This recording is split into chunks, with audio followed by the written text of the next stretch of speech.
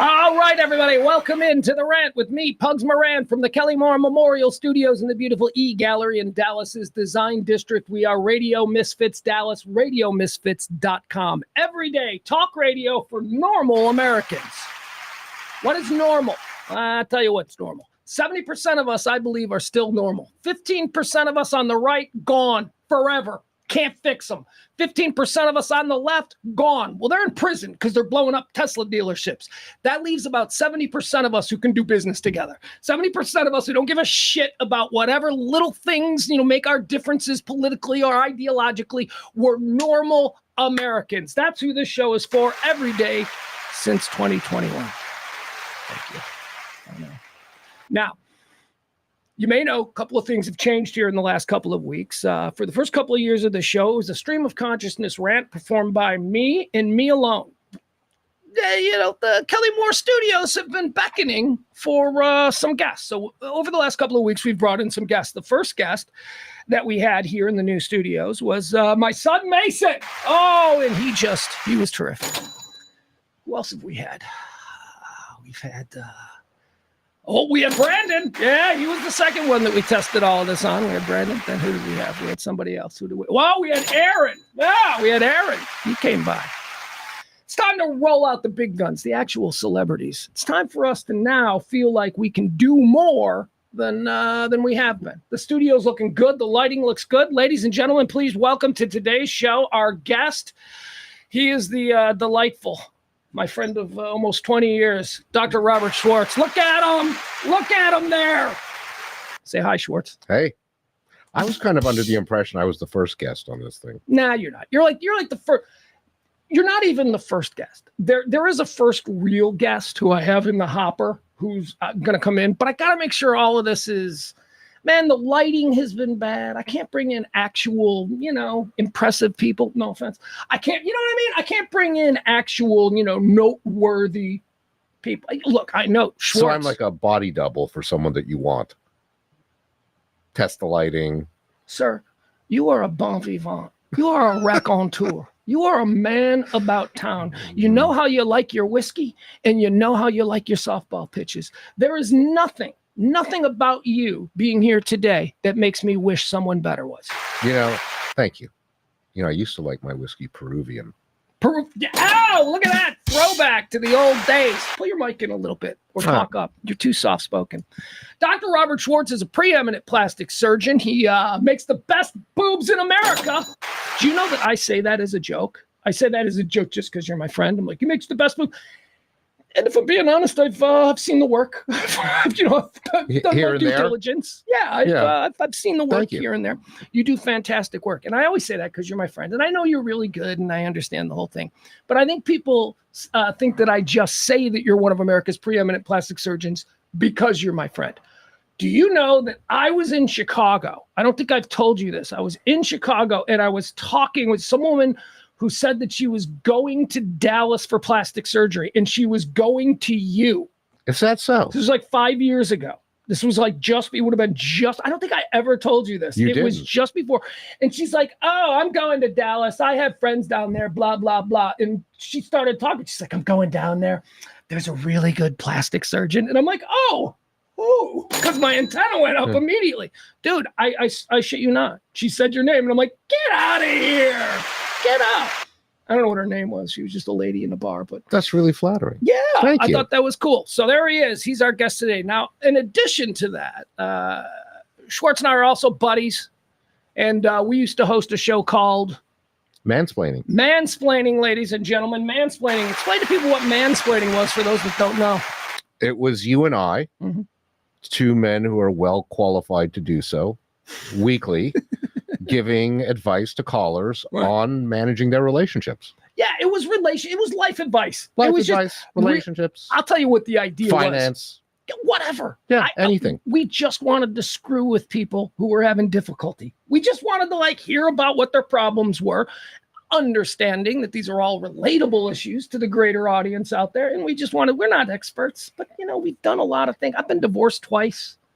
I know whatever. You can list your own failures. And you can do a third one too. I've been divorced once, but my I think my one divorce was more than your 2 divorces. Well, I in will terms say of this. Overall intensity. I don't know what level of detail he wants to go into, but I will say this. I am very good friends with both of my ex-wives. That's who I am. So yeah, enough detail on that. Maybe yours was a bit more, rancorous, complicated than that. Yeah. I don't know. Yeah. Schwartz, I learned, my best friend, has no idea what this show is, people. He has no clue whatsoever. He said, what are we doing here? And I go, well, we're going to talk about this, and we're going to talk about, we do it in 4 quarters. I explain how the show runs. Antecedently on this day. Oh, by the way, chat room, what did I used to call antecedently on this day? I used to call it like before, it was like predeterminately, or it was something, and then I changed it to antecedently on this day. If you remember, let me know, because it's driving me nuts. I can't remember that word. Schwartz couldn't remember it either. I had him go through a whole list of 10 to 15 synonyms for. Well, I don't think I have 10 to 15 synonyms. No, I don't either. Yeah. April is in the chat room. She's saying mansplaining is very much missed. Thank you. Nice. Leslie says, hi, April. Let's see. April says, mansplaining is very much missed. Pugs needs to post more shows on the feed. I've been posting old mansplaining because people kind of like it, trying to keep it alive. Because we're still screwing around with it. There's a situation going. We might maybe even Radio Misfits Dallas. I don't know. We'd love to do it again. Yeah, and it's easy. And it's easy in that you're the perfect partner for me for this, in much the same way that I used to have a chemistry with Kelly. Kelly and I, my former partner Kelly, there were times when, like, especially when we were on the road, where we didn't prepare anything. We just decided that we were going to show up and we were going to talk about the experience of being on the road. And that was the show. And for some reason it worked. It worked because of our chemistry. I think we have a very similar kind of chemistry. Well, thank you. Well, I don't know if those are compliments. I think it's all due to me. I think you're very difficult and I make you interesting, but okay. Wait a minute. How am I difficult? You're not. I'm so compliant with whatever you want. I showed up here under the impression this was a 1-hour show, which is what you told me. No, I never said that. I never said that because I'd have assumed you, in the 3 years I've been doing it, would have at least. I know you're doing surgery in the middle of the day, but no, you said it's a new thing that you're doing now. Oh, yes. This is sort of a new version of what the old Rant was. 2 hours, it's a lot. We also have another guest here in studio today who's hanging out with us, and that would be my 15-year-old son. Hello, boy. Say hi, boy. Hello, I'm back.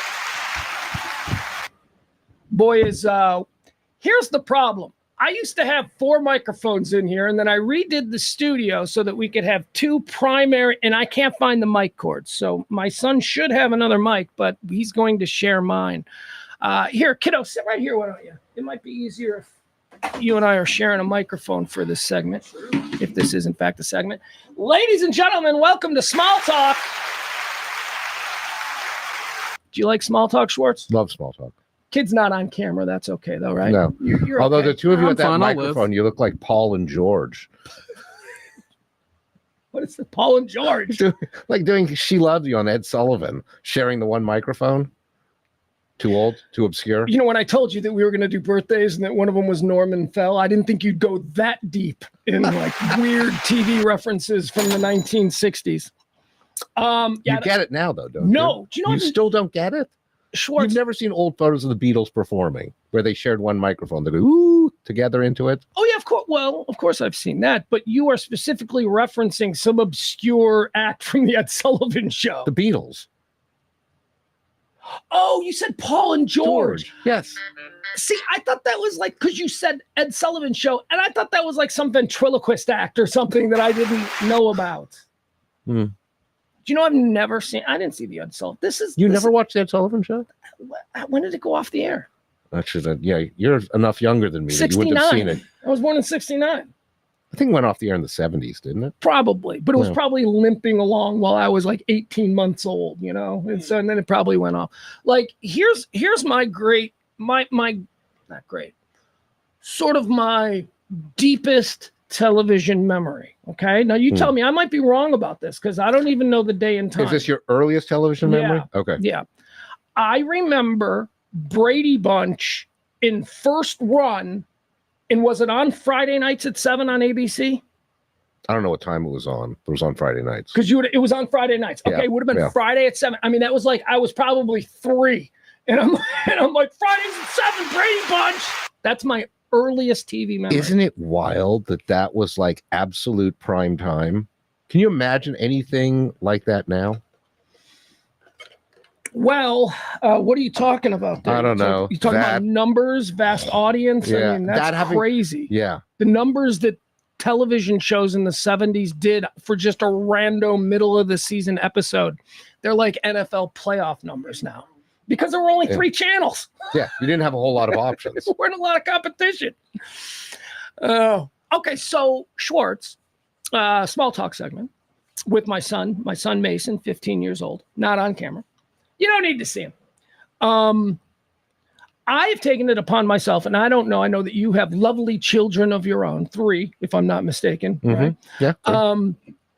Did you ever make it a priority while they were growing up to make sure that they were exposed to certain pieces of culture, be it filmmaking or music or maybe, I don't know. But did you ever like sit them down and say, okay, you're going to watch The Godfather. I know you're 7, but you're going to watch it. Did you make that a priority? Because I have made it a priority with my son. Yeah, I made it a priority, and it led to some of the most painful episodes of my entire life. Parenthood. Thank you, folks. It's exactly what we're talking. Arguments. Having to listen to them shit on great works of film and music. It's the most frustrating thing in the world, is it not? When last week, okay, my son told me how Get Shorty was crap and not nearly as good as the movie version of The Fall Guy. My God. Yeah. What is wrong with that kid? The movie version of The Fall Guy. Right. In other words, a bad TV show from the 80s that was turned into an even worse movie. It wasn't a bad TV show from the 80s. It was a TV show from the 80s. Okay. It was semi-watchable then, completely unwatchable now. Okay. All right. Well, I have been doing this for years. Have you seen the movie version, though? Of The Fall Guy? Yeah. Yeah. Well, I saw like 20 minutes of it, and then I went, nah. Yeah. Yeah. Like almost anyone would, except my son. But, that's one of the nice things about being able to watch stuff at home as opposed to putting on shoes, getting in a car, buying a ticket, waiting in line, and going to a movie. We are far more critical sitting at home in our bed. Like, we will stay. Like, if I went to the movies to see The Fall Guy, I'd have stayed the full 2 hours because I went through all the effort. Right. But sitting in my bedroom, watching, it's like 20 minutes and I'm like, this is stupid, next. And then you just flip it. That's nice. But I wonder if we're missing out. Like, I wonder if there are things that if I'd given it more time the way I do in film, in theaters. The Fall Guy? Well, okay, having seen the whole thing, no, you didn't miss anything. It's a terrible example. Son, Fall Guy, what do you think? You like the Fall? Who is that? Is that a Ryan Reynolds type person? It was or a Ryan Gosling movie, right? Exactly, a Ryan Reynolds type person. It was okay. It wasn't anything spectacular. Okay. Yeah, and you know what? I know he's being honest about that because we watched a movie last night that featured a person who was in the Fall Guy TV show, Marky Post. There's a Marky Post movie? Oh, yeah. And you know what? Don't say the movie. I didn't even remember that she was in it until I saw her and I went, she has the most smoking body. Like, still, even in this movie. Insane. God. So this was after? 1999. This is 1999 Marky Post. She looked like. Really? I'll tell you. Post Night Court. Post Night Court. Oh, wow. I forgot she was in Night Court. She made her impression on me in Fall Guy as Colt Seaver's boss. I thought, she was the boss. No, she ran. Oh, that's right. She was like the trophy wife who inherited the detective agency, who every time Colt needed money, he'd have to go and she'd be at her pool in a bikini. And you'd have to like sweet talk her. That's right. So he was like, that's right. He was a part-time detective and a stuntman. Yeah, Of well, course. you've Yeah. got to, Yeah. keep grinding. Yeah, Today yeah. he'd be doing Grubhub. Side hustle. His side hustle. Yeah. Yeah. Grub. So The delivery guy. Marky Post is in this movie. So I'll just tell you. So last night, what movie I made him watch? What was Marky posting? I don't know. There's Something About Mary. She was in that? She's the mom of Cameron Diaz. Remember when he goes for prom and he zips up his pants and the mom is like, and she's the mom, Marky Post. That's right.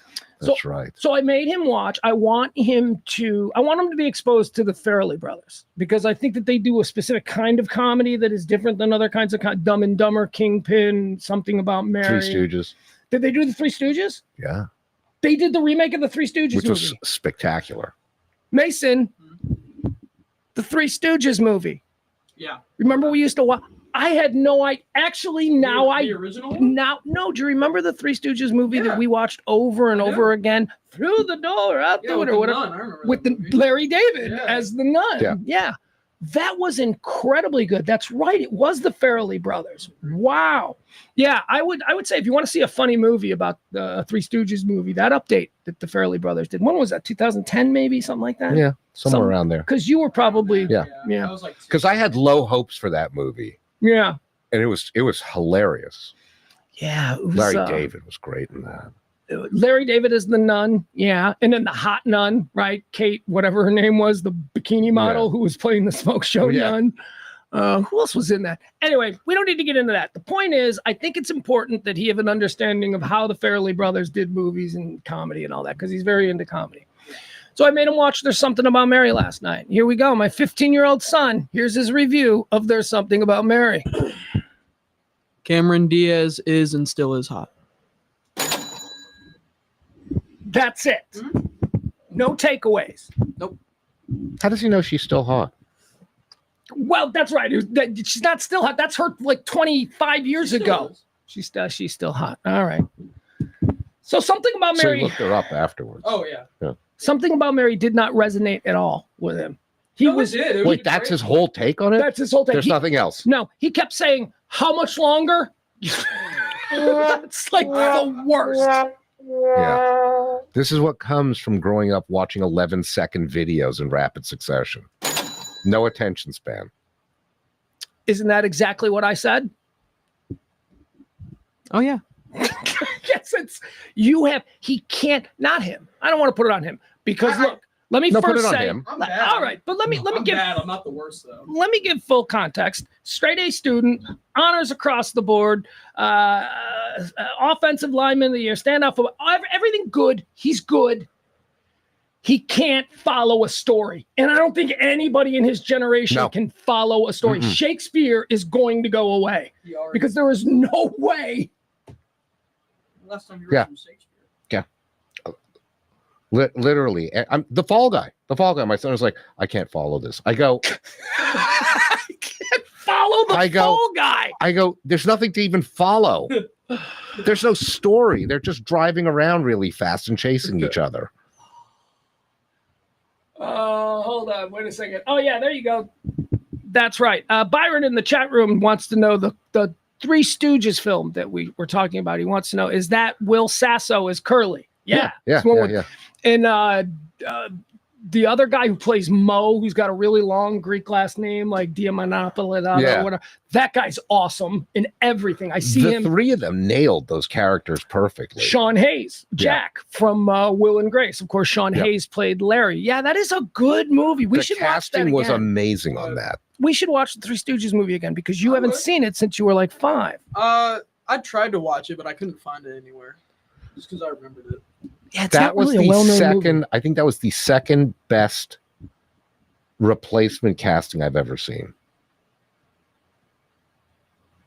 Because they nailed they nailed those characters.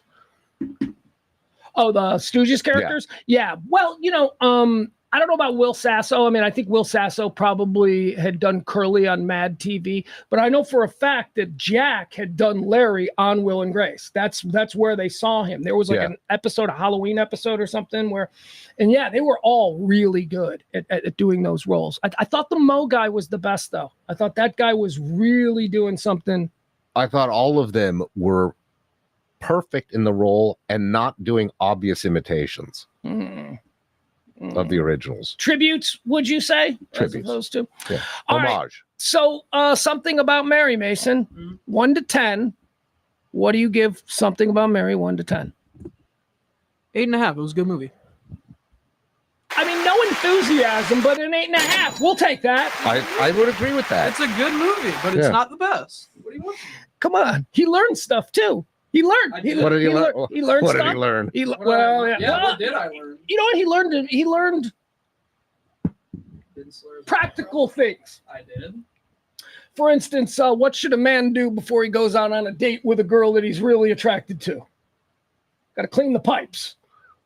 That's terrible. By the way, that's terrible advice. Don't. Well, he asked me. Don't He said, do "Is that. that true?" And I'm like, "Yeah, I don't really know." Don't. I don't really know. Yeah, don't. No, that's you don't want to do that. Do you remember the hair gel scene?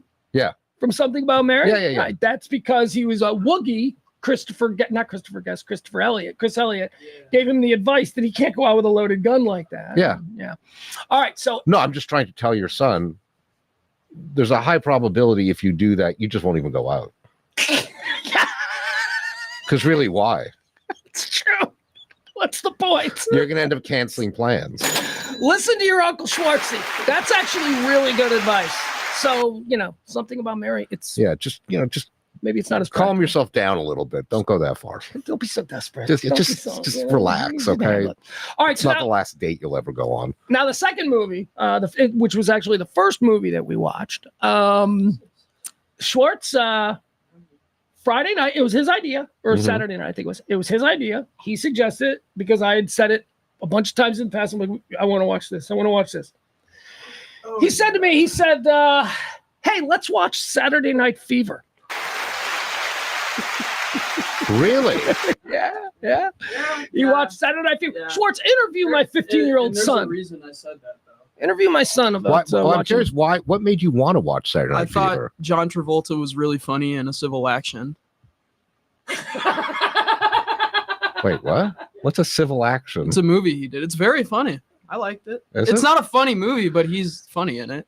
So inadvertently funny. Yeah. So you thought he'd be inadvertently funny in this? He wasn't. No.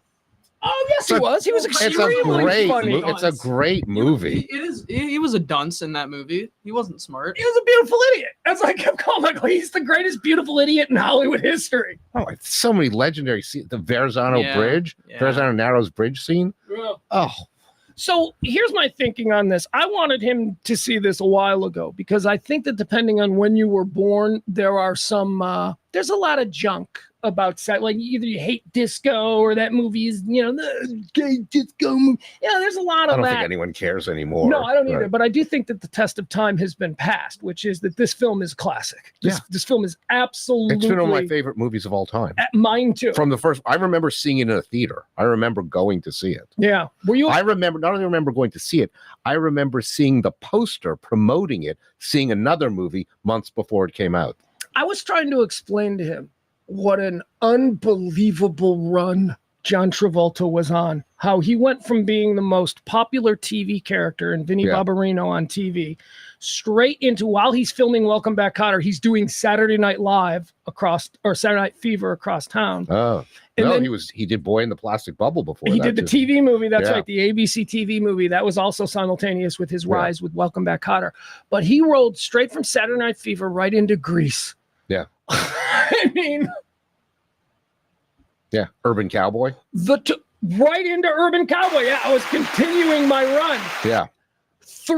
Those three albums, or those three movies, three of the biggest soundtrack albums of all time. And at that time, they were. I think Grease beat Saturday Night Fever.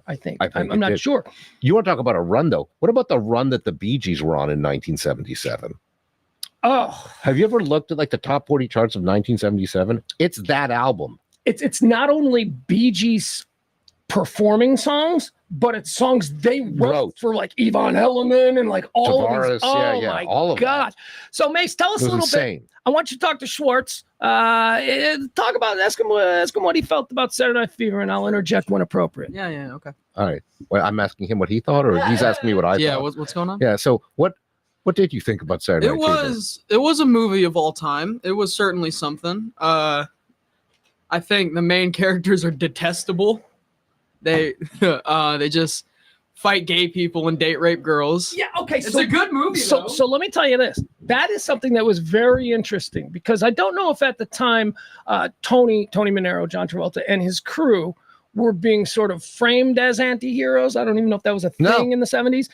I never got that. They were the heroes of our story. Yeah. Who, when they weren't dancing and doing drugs and gang raping girls, they were beating up gays in parks and making sure that no spics or the N-words were allowed in their club. These were the heroes in 1977. My son had a little bit of difficulty seeing the heroic nature of these people. I'm like, dude, it was just different I don't times. know that they were the heroes, but I don't remember anyone noticing that as an objectionable trait then. Not at all. It's kind of weird when you... Yes. I never thought about this before. Yeah. They were a little racially violent and rapey. They didn't just...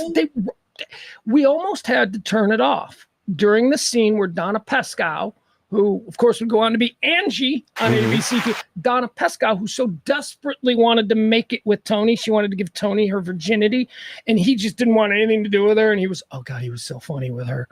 Like he'd be walking down the street, and he'd be like, why aren't you inside? And she'd be like, because I like to watch you walk. And his response is, ugh.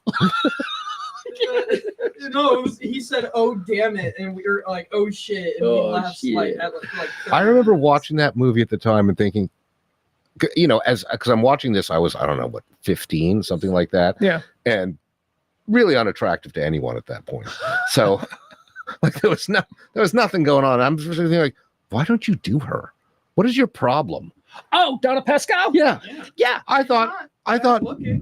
That was my first thought. Just get it over with. You guys are in the exact same boat. He's like, she's kind of a little disturbing for me. He's like, he's 15, I'm 63. We're in the same boat. Well, not good. Well, no, but she's a woman, and he was looking at her, and he's like, is she attractive or not? I honestly never thought Donna Pescow was attractive. I like the show Angie, but I never saw her as sexualized in any way, because I guess I saw Angie first, because I don't know that I saw Saturday Night Fever at 5. Yeah. I think at 15, though, I saw everything as sexualized. Because I was 15. Well, yeah, that is a thing with 15. Yeah. All right, so Saturday Night Fever. And then we rolled straight into Wolf of Wall Street. You wanted to see Wolf of Wall Street next. I pulled for that. You didn't even watch it. You made like half an hour in and then went to bed. Yeah, I didn't want to have the conversations I thought I was going to have with you about what's going on in Wolf of Wall Street. I've seen that movie twice, and he didn't believe me. Yeah, I didn't believe him. It's a good movie. Yeah, that could be a little awkward to watch with your teenager. It's certainly it's a long movie. Just a lot of conversations about drugs and sex that I didn't want to have at 12:45. You know, it's just I was in bed. Sure. Like, but that's it. That's our weekend. I think it's great that your son likes to watch these movies with you. I don't. Oh. Yeah, that would be great. Right now. Oh, he doesn't. That would be great. Oh, usually hours of negotiating. But I thought he said he wanted to watch these. I did. Oh, some of them. Yeah, that's why I made mention of that. Saturday Night Fever was the outlier because he suggested it, and I jumped at it. I'm like, yep. I didn't even really want to watch it, but I'm like, yep. I gotta strike while the iron is hot. I can't get my son to watch I can't get him to watch anything with me. I watched Pulp Fiction with him. He hated it. What? That's one I've made him. I've indoctrinated him into the world of Tarantino from a very young age. But I've always liked Tarantino movies, and you know that. But I think when you have trouble following the plot of The Fall Guy, Pulp Fiction is going to be a bit of a challenge. Yeah, a little bit. That's for sure. He's like, it's like we're like 2/3 of the way through, and he goes, I don't feel like they're going in order. Oh, really? What was your tip-off? Was it that John Travolta came back to life?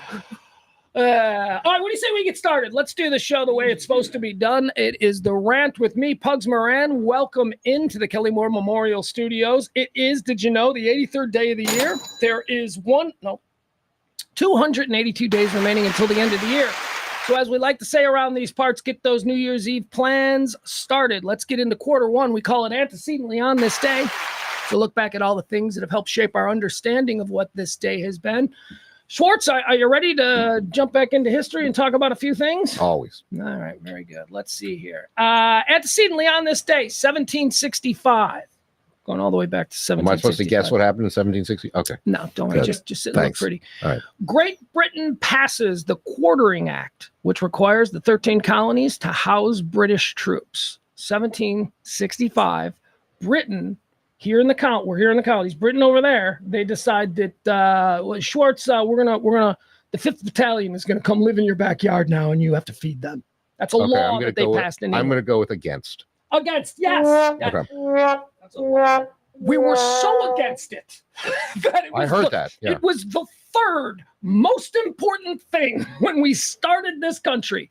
Free speech was the first.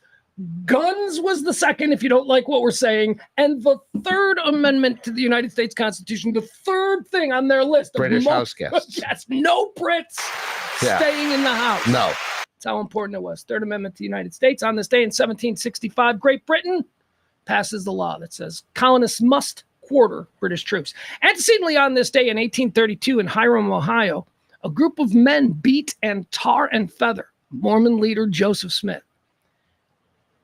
Schwartz, are you familiar with the process of tarring and feathering? I mean, not in detail. It always struck me as kind of a bizarre punishment. Barbaric. I mean, do you know? I mean, first of all, they pour scalding hot tar all over your naked body. Right. 3rd-degree burns. What? I get, and that part I get the tarring. What's with the feathering? Why the feathers? Is it really necessary? Yeah, it's a humiliation. Yeah, it's, you know. Really? It's just, yeah. Having been covered in hot tar isn't humiliating enough? That's mean. Because I'm assuming they did it nude, right? You probably didn't get to wear. I don't think they put you in a Speedo or anything. No, they strip you down. But here's the thing that people don't realize about tarring and feathering. If you get tarred and feathered when you're 20, you're still going to have tar and feathered when you're 80. It doesn't go away. People, yes, not only did people suffer severe burns over their body, but the tar. They couldn't get the tar off. There was tar in places on their body that would fuse to their body. They didn't have good plastic surgeons. What about the feathers? Like you. Yeah, I don't know about the feathers, but man, it's just barbaric. I just never understood the feathers.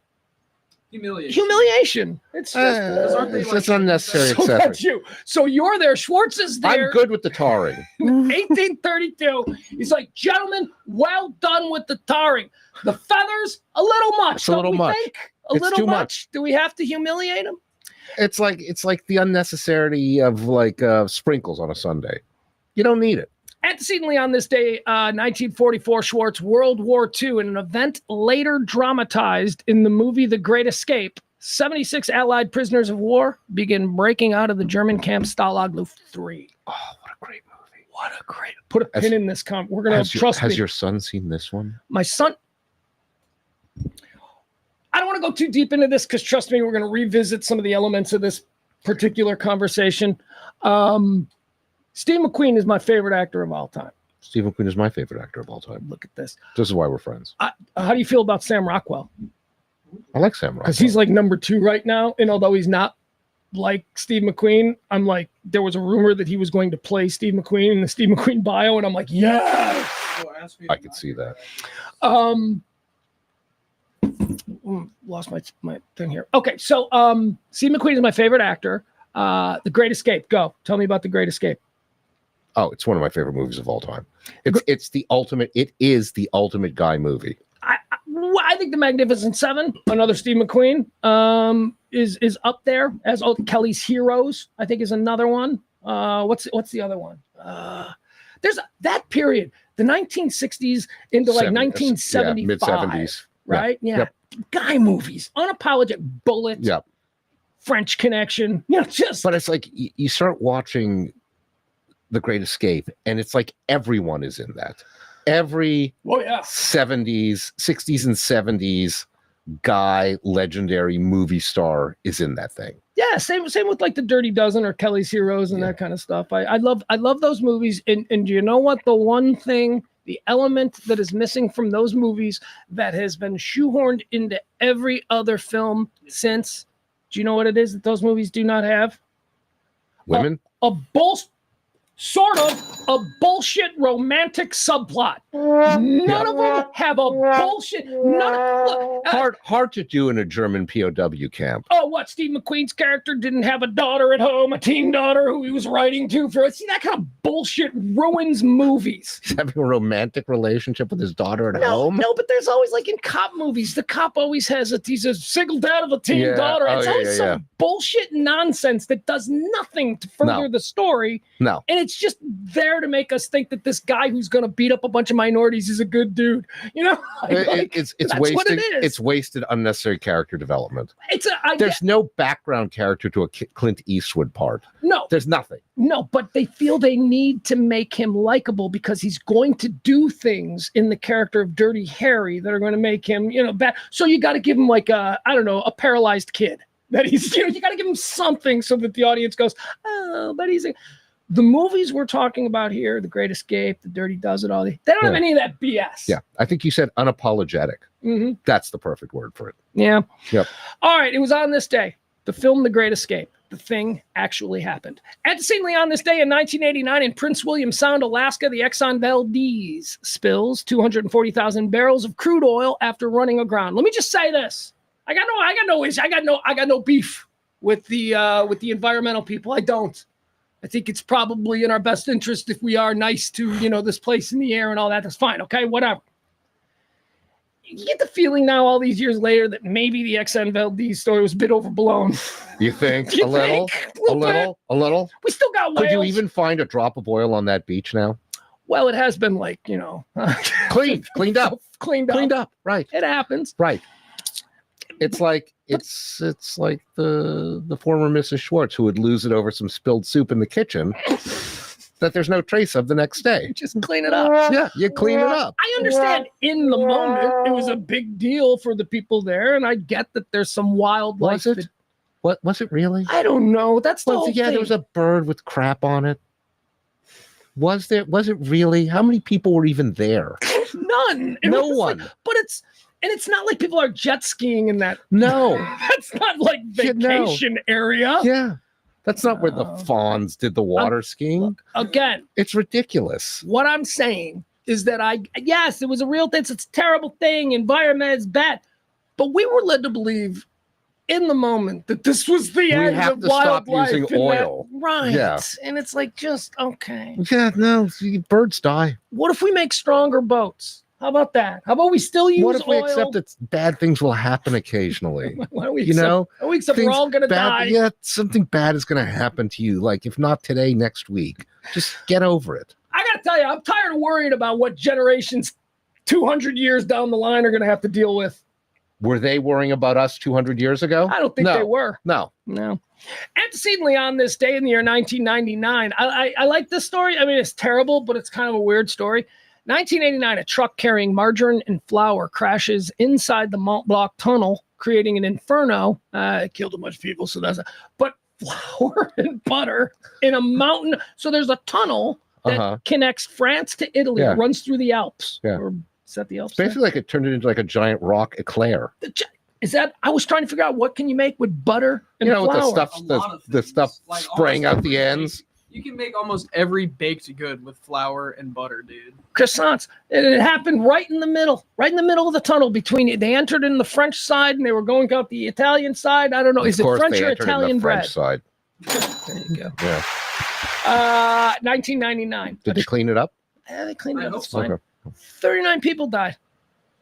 Damn. Really? Yeah. What's this? It's 1999. So it exploded? Yeah, here's another one that's very uncomfortable. Okay, these are Europe. These are European people doing weird things. Remember this one? 2015, German Wings Flight 9525. Remember this one? No. This is the pilot who crashed the plane into the Alps because he wanted to kill himself, and he killed all 150 people on board. You don't remember this? No. Oh, man. German Wings Flight 9525 crashes into the French Alps. I wonder where this occurred in relation to the Mont Blanc tunnel. I wonder if it's... Wonder if it was related. It's still despondent over the explosion in the tunnel. If that is in fact the case, this would be a bad day, I would think, for that region. You'd probably want to be on your toes. You think about it. We put an enormous amount of trust in airline pilots. Completely unfounded, because you don't get to choose them. Oh, don't get me started on that. I mean, you know airline pilots, right? Oh yeah. One of the biggest idiots I know is a commercial airline pilot. So, I mean, I don't. We do put trust in them. The trust is that they don't want to die either. That's what we bank on. And in this case, Germanwings Flight 9525 Wanted to die. He wanted to die. So here's how this went down. They left Barcelona. They were on their way to Munich, and they were crossing over the French Alps.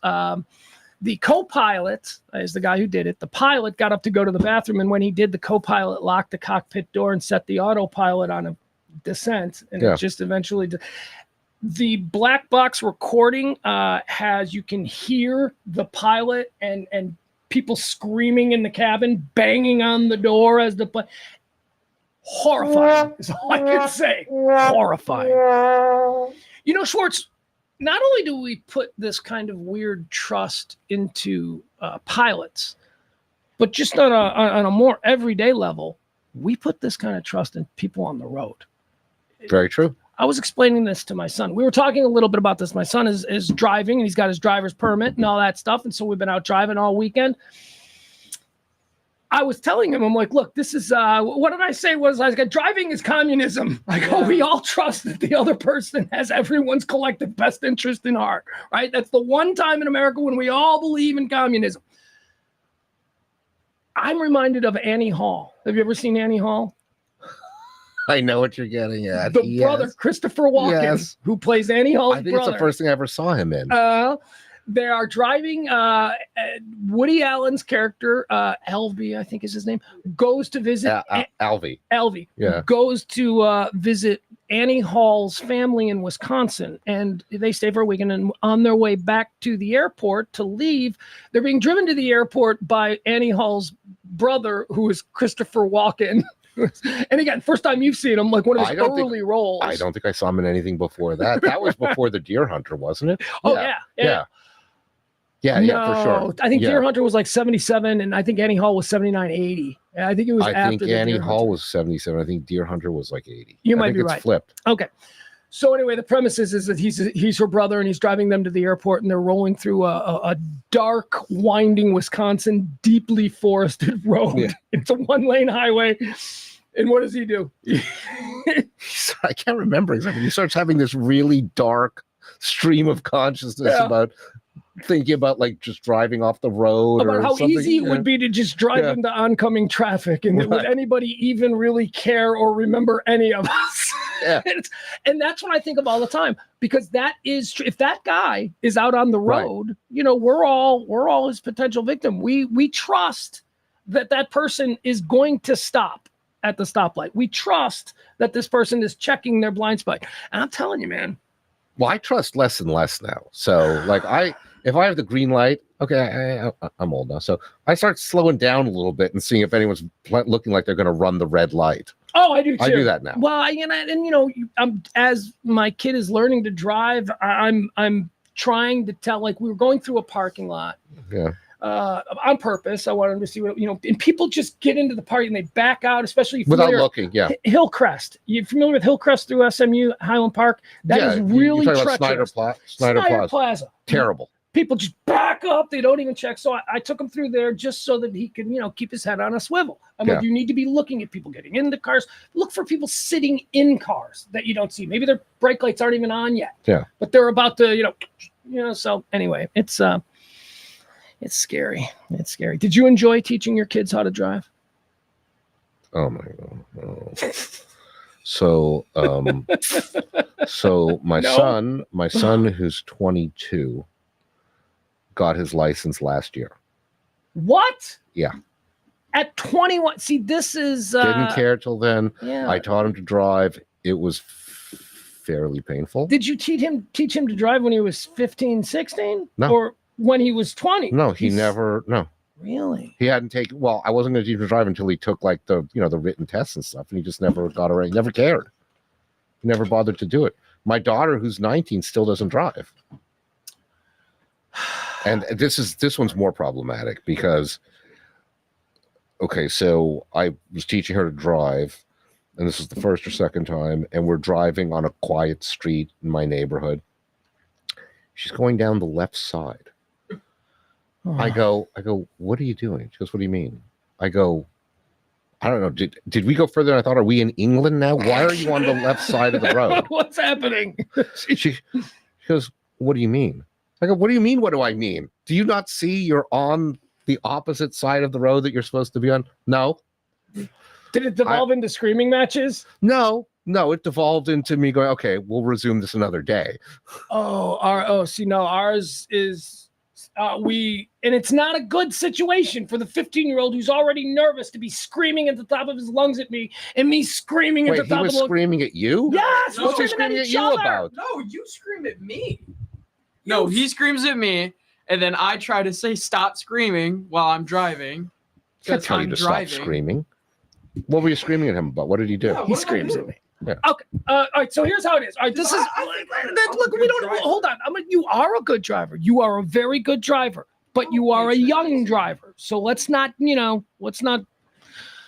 It's stuff like this. Okay. So I'll be in the car, right, bracing myself always, right. I'm like, I'm very on point, and I'm looking at everything as like the person, the licensed driver. I'm looking at cars coming. Like, so maybe, and I'm willing to say maybe I over warn. Maybe I'm like, okay, you got a guy coming up here. Don't. Yeah, right. Don't.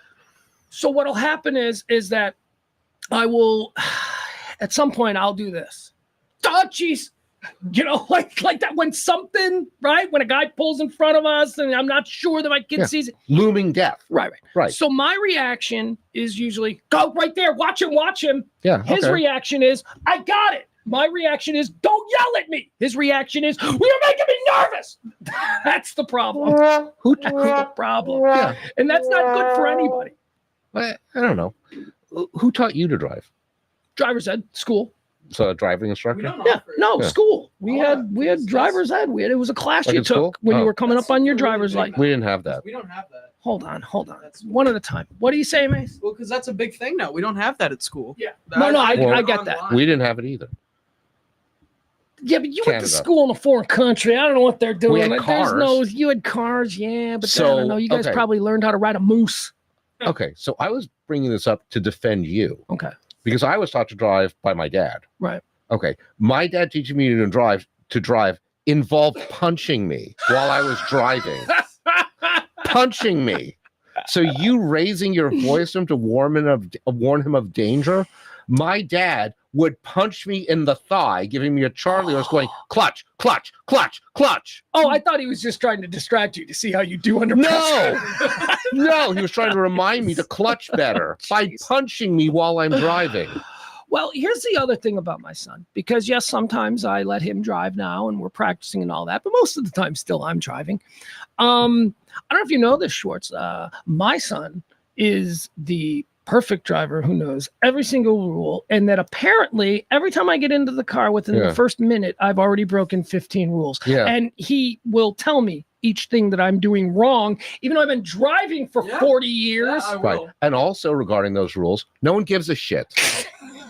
No one. There you go. What are some of the things that I do?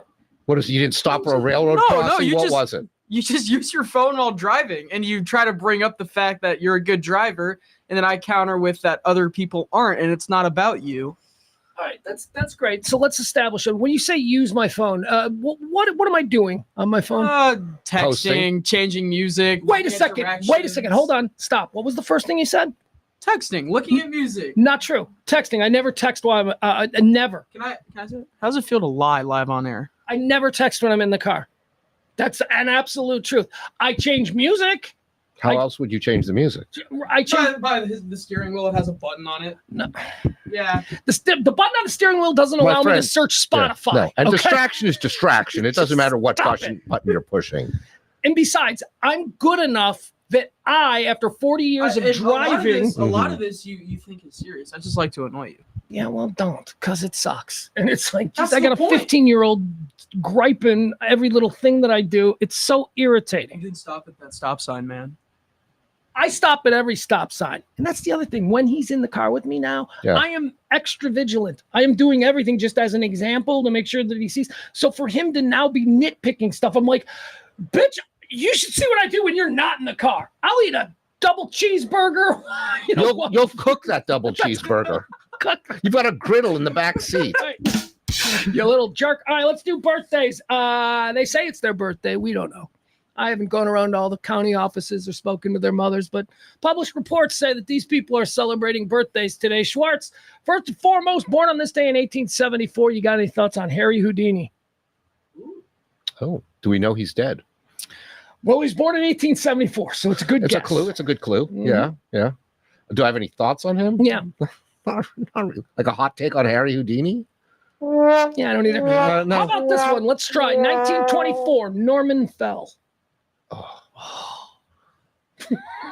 You know, I think Three's Company is one of life's great joys. Really? That's an interesting take. It is the perfect show for mindless entertainment. If you want to, I want something displayed before my eyes that requires zero thought or effort. There you go. Yeah.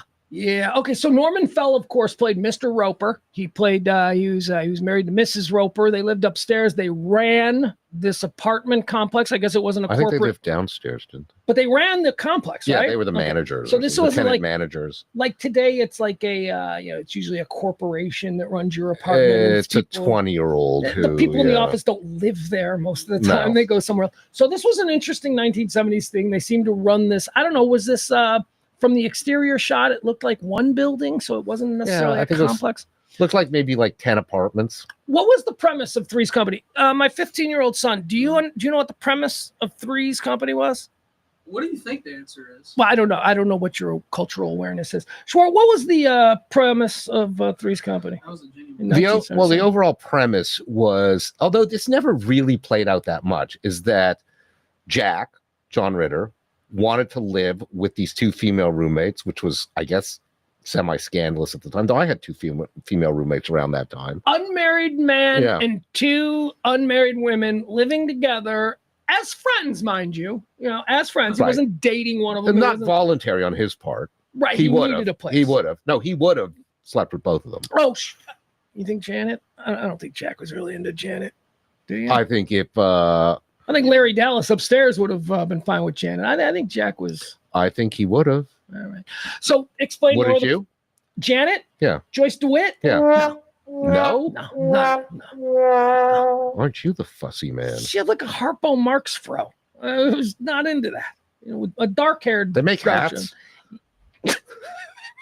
Hats. Yes, they do. All right. So continue with the premise of the show of Three's Company. And then really every episode was about some misheard conversation that led to confusion. Well, that is, yes. That's so Jack. I forgot. That's the most important thing. That Jack had to pretend to be gay so that Mr. Roper would let him live there. So you got this. So Jack was a straight guy, and the only way that he could live with these two girls was if the manager thought he was gay. So why does the manager care about these two girls? Because everyone in America apparently cared back in 1977. It's not his business. He only had. I know. He only had to really, if you think about it, intermittently act like he was gay. Yeah. Most of the time he did not, even in front of the Ropers. But occasionally he would go like full Paul Lind for like 10 seconds, and that was it. That was sufficient. I gotta say, and I watched every episode. Which, by the way, is all the same episode. Oh yeah. It's just there's nothing ever different. It's 25 minutes of people mishearing each other, and then the final 5 minutes is, oh, that's what you meant. Right. Right. You know, that's basically it. Right. And then it was terrible as far as like actual content.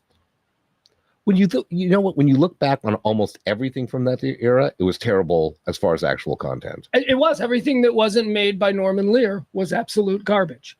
All the sitcoms. Yeah. I'm sorry. My former partner, Kelly, worshipped Gary Marshall. Gary Marshall made garbage shows. Laverne and Shirley was stupid. Happy Days was stupid. It was stupid, but it was fun, and it was Americana. It connected on a different level in a different seasons.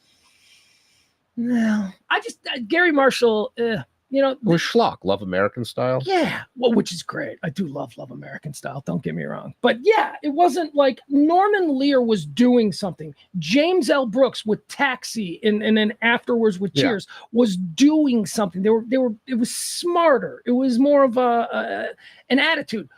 Whereas Gary Marshall just is corny. It was all. These were so the interesting thing I think about sitcoms from like, for the most part, because there are exceptions to this, but 70s, 80s is you would watch them and you'd watch them regularly, but you'd never actually laugh out loud. No, never. No, not until I'll tell you. I think that there are Norman Lear shows that made you laugh. I think Archie Bunker made you laugh out loud. Was the first of those, probably. Yeah. I think Mary Tyler Moore made you laugh out loud. I think that and that was another James L. Before Brooks. that, Get Smart made me laugh out loud. Get Smart, yeah. But there were some. But if you think about, like, I watched every episode of the Beverly Hillbillies, every episode of Gilligan's Island. I never actually laughed. Never. I liked them. Brady Bunch wasn't funny. No, never. They played it for laughs, but it wasn't funny. Yeah. Andy Griffith wasn't funny. All right, there you go. What is my favorite sitcom of all time? My son is asking for my favorite sitcom of all time. My favorite and what I think is the greatest sitcom of all time are two different things. Greatest sitcom of all time is Arrested Development. Yep. Yeah. I can see that. And it's in a microcosm. It was only real. Those first two seasons are absolute really brilliant. The first two. Not only do you laugh out loud, you laugh out loud almost constantly. Yeah. It's unrelenting. And most things that's a testament to how well it was written, because most things where it's joke, don't work. Yeah. And then my second one, my son, who asked, would easily be Curb Your Enthusiasm. Again, longevity, 20 years. It's still great. Really 10 years when you get right down to it, right? What's that? It's really sort of 10 years. Why? Because he did it for 20 years, but right, yeah, he takes his time. Yeah, it's like 20 years, but it's like 15 episodes total. Larry David was doing. There were an interview once about the show, and they were like, "Why does it take so long?" And I think his response was something like, "It takes me a very long time to come up with nothing." And that's because the premise of the show is it's just an idea. Yeah. He's not a script. He's not like pounding away. It's actually a really long time when you realize too that most of the scenes are improvised too. Yeah. So all he was writing was a list of topics. It's an idea. Yeah. All he has to do is come up with an idea for a scene and then get people he knows he can improv with, and they do the scene. That's the genius of that show. It's so real. All right, moving on. Well, I got one question for you, if I may. Mm-hmm. Favorite old school sitcom? Has to be 60s, end of 60s or earlier. Wow. Okay, old school sitcom. Where's my cutoff? 85? No, 1970 is your cutoff. 1970? Yeah. Dude, I was one. That's not fair. But they recorded them. Okay, that's true. That's true. And there was a lot of like, you've seen them. 1970. Trying to think if there's anything that I really thought was funny. So like pre-All in the Family. Okay, pre-All in the Family. Easily. Dick Van Dyke Show. Yep. That's up there. I didn't think of that one. It was sophisticated. It felt sophisticated to me. Whereas like, Mayberry or like the Andy Griffith Show seemed it wasn't sophisticated. It was cute and all that. And I liked Barney and all that. Don Knotts made me laugh. Now that I'm thinking about Don Knotts as Barney made me laugh out loud. That was some laugh out loud stuff. Floyd the Barber made me laugh. He didn't make me laugh out loud, but I always found Floyd the Barber incredibly amusing. Yeah. There were some laugh out loud moments, but Dick Van Dyke was my show. How about you? So I got three. Okay, your super old-timey shows. Here we go. Super old-timey shows, okay. Not one of my favorites of all time, but I have to respect the incredible longevity of how funny and how good the episodes still are. I Love Lucy. Really? Yep. Oh my God, Schwartz. Yep. I think Lucille Ball in that show, show is one of the most overrated. It's very hard to strip away everything you know about her subsequently, but that show was just so groundbreaking in so many ways. But in terms of laugh out loud funniness, I've got Get Smart, and The Honeymooners. Oh, The Honeymooners. I can't believe I forgot. You're right. That's a great one, man. The Honeymooners. Good pull. And there's only one season of I never realized this. There's only one season of The Honeymooners. Yeah. Yeah. So they did, like back then, a season was like 40 episodes. Get Smart I never saw. You've never seen Get Smart? I respect Get Smart because, you know, I respect Buck Henry and all that stuff. And a lot Buck of Henry and people, Mel Brooks. a lot of people such as yourself who I respect, they say they love that show. I think it was before my time, and maybe I just never caught it in syndication. I remember 99 was hot. I remember, 99 was I hot. know that. What was her name? Barbara Feldon. Yeah, look at me. I even know the name of the character. Look at me. All right, let's go. Let's keep going. Let's see. What are we doing here? We've got birthdays, right? Yeah. I told you earlier we were talking about something. I told you to put a pin in it. Born on this day in 1930, the great Steve McQueen. All right, Schwartz, we're going to spend a little time here talking about Steve McQueen. Oh, yeah. Now that you have admitted that he is your favorite actor of all time as well. We're gonna do a Steve McQueen draft. We're gonna draft his films, okay? Done in the style of an NFL draft. The first overall pick is the top one, and we're gonna do 5. So it's first pick, a second pick, a third pick. Steve McQueen draft here on the Rant with Dr. Robert Schwartz. Are we agreeing on this? No, you'll get one and I'll get one. Schwartz, what is your number one pick off the board? All of the Steve. Do you want to see a filmography? You can pull it up on your phone if you want, just Wikipedia, or do you just know off the top of your head? I can probably draft off the top of my head. Steve McQueen. Okay, I'm going to go with The Great Escape for the first one. Great Escape, number one. And it's not necessarily a Steve McQueen film because there's so many equal stars in that. But again, he even in that extraordinary cast, he steals the show. He really does. Also, don't forget, interestingly enough, if you're one of these Matrix people who thinks it's all predetermined, Steve McQueen's birthday is on the day of the actual escape. Really? We did our history. That's right. Today is wild. The anniversary. So I said, put a pin in it. And now here we are. It's Steve McQueen's birthday. Schwartz goes with The Great Escape as number one in the Steve McQueen draft. I concur. Great Escape is his best. I know what you're going to go with now. Well, hold on. Let me talk to him for a minute about The Great Escape. My 15-year-old son, you have not seen The Great Escape, have you? Nope. But you do love Once Upon a Time in Hollywood, do you not? Oh, yeah. Great movie. Okay, so there's an entire Great Escape scene in that. Remember when he's making the war movie and he's going into the box and he's got the baseball and all that? He's pretending that he was the Steve McQueen character in that movie. You mentioned it. There you go. Steve McQueen. Love him. All right, number one for both Schwartz and me. You agree on that? The Great Escape? Well, that's not how it that's number one. Yeah, it's my number one too. Yeah. All right, what's your number 2 draft pick? Give me 2, your second Steve McQueen movie. I'll let you see. You can see mine. I mean, I'm going to go with Bullet. Bullet. Strong. Is Bullet the best car chase movie of all time? No. It's up there. It's a legendary car chase. It really is. It's sort of. I just watched. You were asking about what movies we watched this weekend. Mm-hmm. I watched another one that's extraordinary. The 7-Ups with Roy Scheider. Yes. The 7-Ups was part of the whole French Connection series, wasn't it? Yeah. It was the story of the same squad, the same police squad who would go on to do the French Connection. Yeah. But doesn't Roy Scheider play Popeye Doyle in that one? He's not Popeye Doyle. I thought he was. It's a different character. Mm-hmm. It came out a year or two, I think, after the French Connection. It was playing off of the success of that. And it's interesting watching it.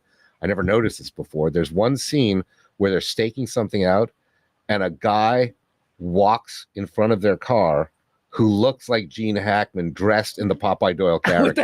With the hat and the mustache, the whole thing. That's awesome. All right, there he goes. You're going with, what are you going with for your second pick? Bullet as the second pick. Very good. Yeah.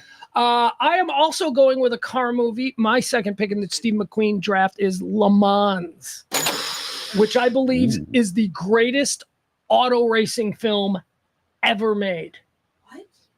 Oh, it's not even close. Do you know how they filmed Le Mans? You know how because Steve McQueen was a race car driver. He was not only was an actor, but he was a pro level race car driver. Steve McQueen and the production company entered a car into the 24 hours of Le Mans and filmed that entire movie while Le Mans was going on, while they were actually competing in Le Mans. Extraordinary.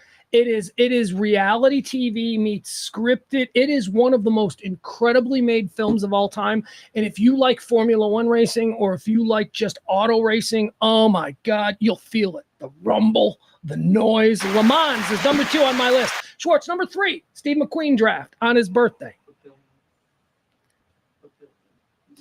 The Getaway. Good. Very good. You know, I like The Getaway so much that I even liked the remake with Alec Baldwin and Kim Basinger.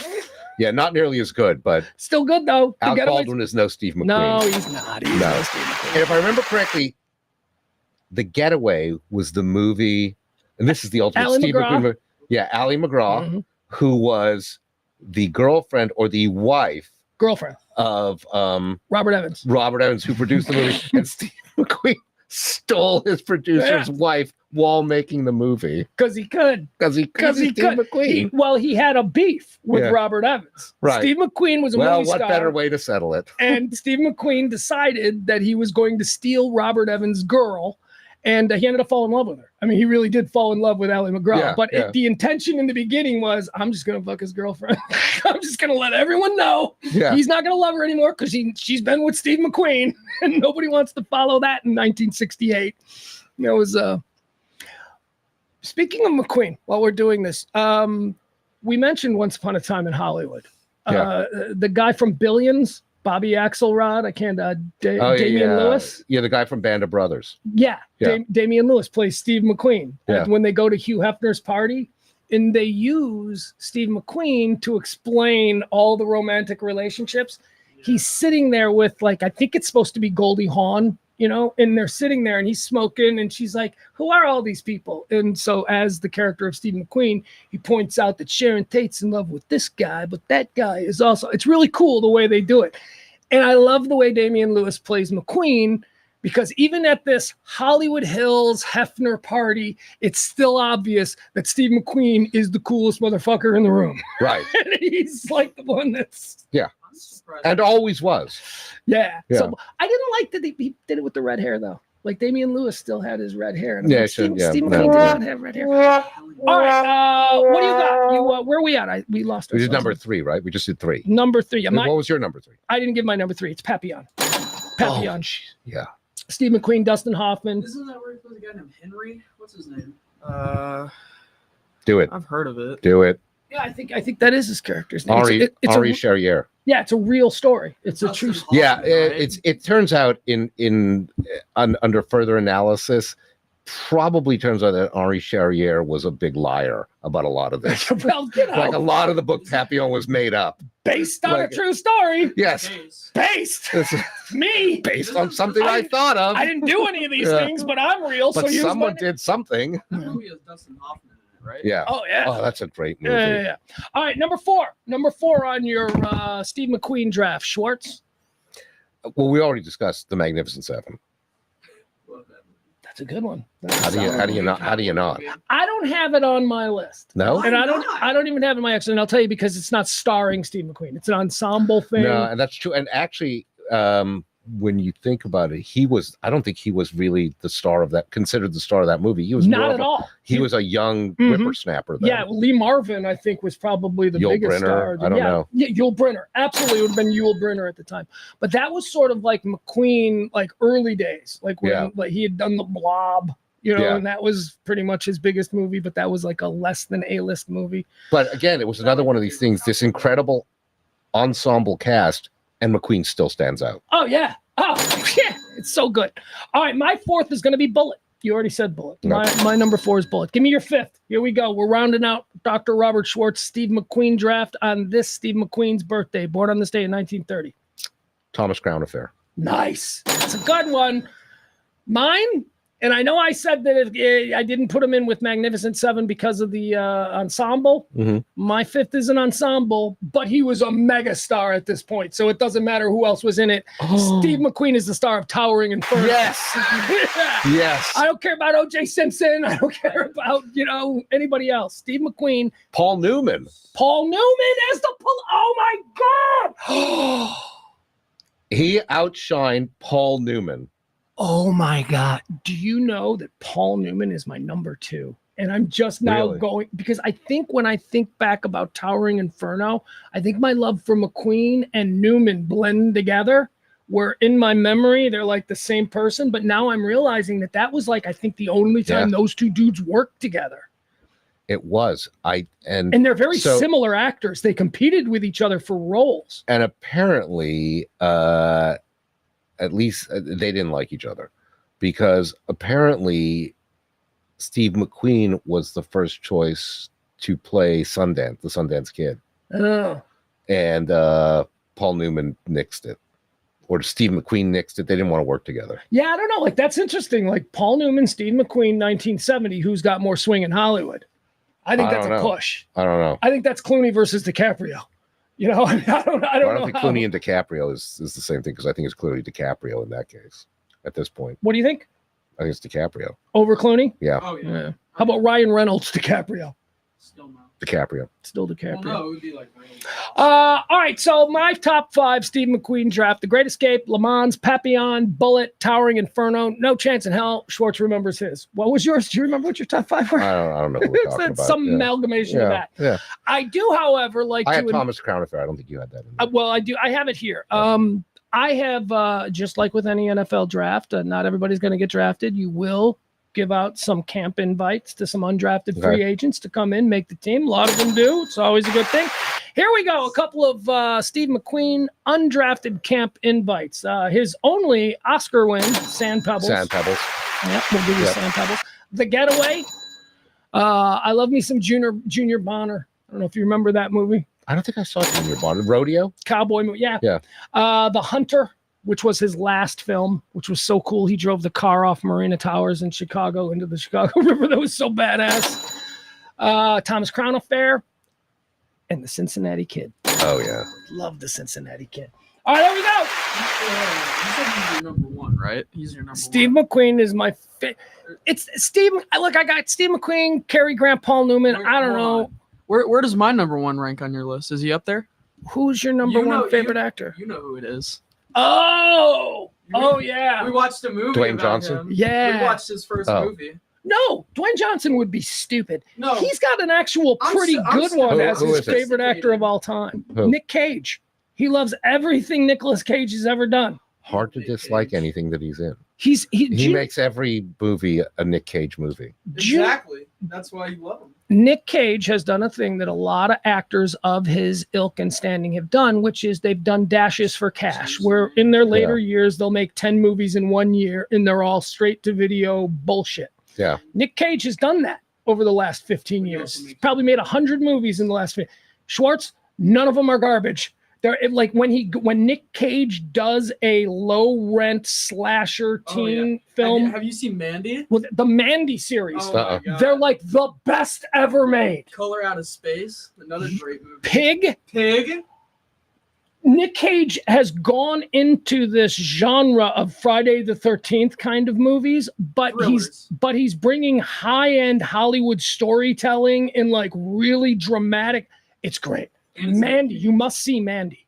Nick Cage is really interesting. Yeah. And he's similar to Steve McQueen in the sense that, so you said Steve McQueen is your favorite actor. Steve McQueen is my favorite movie star. I don't think Steve McQueen was that much of an actor. Steve McQueen played Steve McQueen. You know what? Right? You're absolutely right. Nick Cage in the same way plays Nick Cage. The difference is that most of the guys who were big movie stars like this were good-looking leading man characters, which Nick Cage is not. Nick Cage is a movie star who's a character actor. Let me tell you something. Yeah. Let me tell you something. And he plays the same character over and over again. I exposed him to Valley Girl over the weekend. Yeah. Because first of all, it's a great soundtrack, and I've been playing the soundtrack. I'm in the Valley Girl soundtrack. Really Million Miles Away. Oh, a million miles away. Come on. The oldest story in the world. The Plimsolls. Yeah. Why didn't they make it bigger? I don't know. Nick Cage in Valley Girl. Schwartz, I'm not gay, but he's very hot. It took me by surprise. When he is introduced at the beach as like the surfer guy and he's all ripped and the Valley Girl sees him and falls and all the girls are. Nick Cage was very attractive in that movie. Did you used to have the triangle chest hair? Yeah, remember he had the triangle chest and all guys got the triangle. Yeah. You can't shave it that starkly. He's gotten weirder. But I think in the early roles, I think Nick Cage was probably... To the extent that I would agree with that, which I'm not sure that I do, that was a very short-lived phase of the Nick Cage anthology. The good-looking Nick Cage. That if he, to the extent that he had looks, man, those faded fast. The other cool thing about Nick Cage that me and my boy both really respect is that he refused to play the nepotism game. He changed his name because he didn't want to be cast because he was Francis Ford Coppola's nephew. Yeah. He changed his name from Nick Coppola, which is his name, to Nick Cage. That's pretty cool. I like that. Oh, Face Off. All right, he likes Face Off. I All right, John Woo though. All right, cool. Sorry, I'm trying to move. You don't have a button that just goes shh. Yeah, I'm trying to move forward. Yeah. Born on this day in 1944. Happy birthday to R. Lee Ermey. He's dead now. 2018. Yeah. R. Lee Ermey, drill sergeant in everything. Did he ever play anything else? Yeah, the mayor in Mississippi Burning. He was the mayor in Mississippi. I remember that. I think he was the original choice for Schindler also. Yes, he was. Also, oddly enough, he was replaced by Patrick Swayze in Ghost. He was originally cast opposite Demi Moore. They went with Patrick Swayze. R. Lee Ermey. He didn't want to do the pottery scene. No. He thought pottery was gay, and he walked off the set, and they went and got... Clashed with Whoopi Goldberg also. Did. Born on this day in 1944, R. Lee Ermey. Born on this day in 1945, one of the most underrated filmmakers of the past 50 years. And he's dead now, and I don't think anybody remembers his name. Happy birthday, born on this day, Curtis Hanson. Curtis Hanson.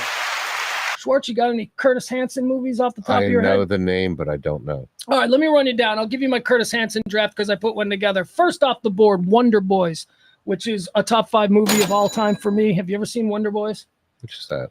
Is that with Michael Douglas? Michael Douglas, Tobey Maguire, Robert Downey Jr. That is a great movie, yeah. He's a writer in a college town, and Robert Downey Jr. plays his editor in New York who is pushing him for a follow-up book, and Michael Douglas refuses to do anything but hang out with college girls and smoke pot. It's Wonder Boys. It's an incredibly good movie. Curtis Hanson, L.A. Confidential. Curtis Hanson. Oh, yeah. How good is that, right? Maybe the best of all neo-noir movies. Launched the career of Kevin Spacey and Russell Crowe. Yeah. And Guy Pearce to an extent. And it's not that much of a career. He was nominated for an Oscar this year for The Brutalist. So Guy Pearce. And? Exactly. All right. Wonder Boys, L.A. Confidential. We're talking about Curtis Hanson, born on this day in 1945. Wonder Boys, L.A. Confidential. How about 8 Mile? The Eminem movie that looked like it was going to be totally disposable, and then you're like, oh, it's actually great. Curtis Hanson's doing this. Oh, okay. And it's one of the great internet memes where they substitute what Eminem is saying in the rap battle. It's true. How about The Hand That Rocks the Cradle? Oh, Rebecca De Mornay. Rebecca De Mornay, Annabella Sciorra. Yeah. Put a pin in that one. Bad Influence. Bad Influence is one of my favorite underrated films that nobody saw. Who's in Bad Influence? Bad Influence was a movie that Rob Lowe starred in. It was his first movie after the sex scandal. And remember, Rob Lowe's career was over. Yeah. And Curtis Hanson said, how about you come play a bad guy with a really weird sexual perversion? And Rob Lowe was like, all right. It's James Spader and Rob Lowe. They play 2 friends, and Rob Lowe is a really bad influence on James Spader. It's really good. Curtis Hanson, Bad Influence. I can't remember it though. Yeah, I mean, and look, it's not a 4-star movie, but because of the situation about Rob Lowe's, and then this is his first movie, very interesting, very brave for Rob Lowe. I mean, he just leaned into the character of what everybody thinks he is. I think he was did a lot better quality work than he gets credit for. I think Rob Lowe is a tremendous star and should be appreciated. He is terrific in everything. I mean, he's a great personality. Conversationally, he's very bright. Very entertaining. Did you see him on Joe Rogan? I've seen him on almost everything. Yeah. His stories. Did you see the sitcom he did? I think there was only one season they did with Fred Savage a few years ago, where he plays his brother. Fred Savage is his little brother, who's a lawyer, and the father's a lawyer. Rob Lowe is the older brother who goes off to Hollywood and plays a lawyer on TV and loses the show. And the premise is he goes back and joins the family law firm, though he's not a lawyer. He's just played one on TV. Hard to believe that failed. It was good, though? Hilarious. Yeah, it didn't get picked up, though. All right. So, again, Curtis Hanson, born on this day, 1945. Wonder Boys, L.A. Confidential, 8 Mile. Hand That Rocks the Cradle, Bad Influence. And here's one. He gave Tom Cruise his first movie role. Losing It. Have you ever seen Losing It? Tom Cruise and a bunch of buddies go down to Tijuana to lose their virginity. It's set in like I think the 1960s or something. I don't think that was Tom Cruise's first role. I think it's not. I think it's famously considered to be his first big movie. I don't know. Maybe his first big movie. Yeah, I don't know. He was in. What was that movie? He was the babysitter, right? Or it was like He played. It was a relatively minor role in a movie with what's his name? Something Hewitt, Martin Hewitt, maybe. It was a love story between Martin. It was basically this essentially a remake of Romeo and Juliet. Martin Hewitt plays like the boy from the wrong side of the tracks. It might have been Brooke Shields. I don't know. But anyways, let's move on. Yeah. All right. Born on this day, 1945, Curtis Hanson, great filmmaker. Born on this day, 1953, Louis Anderson. Thoughts on Louis Anderson? The late Louis Anderson. Thought he was hilarious as a stand-up early on. I don't know. I think once he did the whatever. What was the game show? I don't know. Family Feud? Yeah. Is that what he did? Yeah. Here's what I think of Louis Anderson. I think Louis Anderson seemed like a very genuinely nice man. He seemed like a nice guy. You know, look, he did a brand of comedy that would, your aunt would love to go see it. You know, load up a bus. He was the Jim Gaffigan of that era. I think Jim Gaffigan even has a little more edge than Louis Anderson.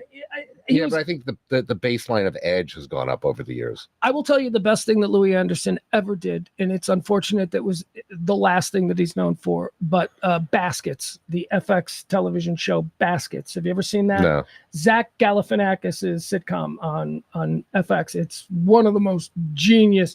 He lost interest in it and became a movie star, so he never made like a third season. Actually, I think there might be 4 seasons. The premise is this. Zach Galifianakis plays a guy who goes to Paris to become a clown. He wants to be a clown, and he bombs out of clown school, and he comes back to California, and he's trying to make it in the clown business. Out of clown school? And he's trying to make it his name is Baskets. He's Baskets the clown. And he's trying to make it in the clown business, and he's just a miserable, he's Zach Galifianakis. Right. You know, that demeanor, like it's that, but he's wearing clown makeup. So his mother in the show is played by Louis Anderson. Louis Anderson plays a woman, his mother, who is and he's brilliant. He was nominated for Emmys like 2 years in a row for like best performance in a comedy. So if you ever want to check that out, Baskets, it's on FX. You can find it on Hulu.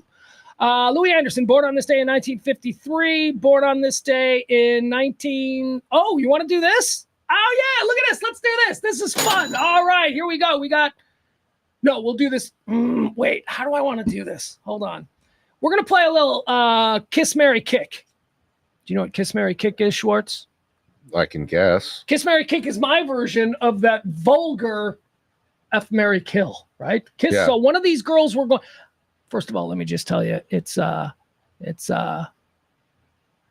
don't know how I want to do this. It's Donna Pescow's birthday. We were just talking about her from Saturday Night Fever. I said, put a pin in it. We're going to talk about her as well. I don't know if I want to include her in the Kiss Mary, because there's 3 others that we can, let's just say happy birthday, Donna Pescow, and move on. We'll not put her in the, although both Schwartz and my son, you've already admitted that you would. Why do we have to change it from what it is to Kiss, Marry, Kick? Because I just like it better. I like it better. Kiss, Marry, Kick. So basically you feel better. I'm making out with one. You feel better about kicking a woman, but killing her is too far. No, kicking to the curb. But you're okay. Oh, kicking to the curb. Yeah, it's Kiss, Marry, Kick to the curb. Kiss, Marry, Kick. So you're breaking up with them? Yeah, this is someone I would enter a relationship just to break up with. No, I'm having nothing to do with them. I'm just they're the one that, okay, fine, they got to go. I'm kicking them to the curb. So it's like the null set. Dude, one of these chicks you're going to hook up with hard. Okay? Oh, it's only one of them. Just one of them you're going to hook up with hard. That's the one you're going to kiss. Kissing. No, it's just a nice way.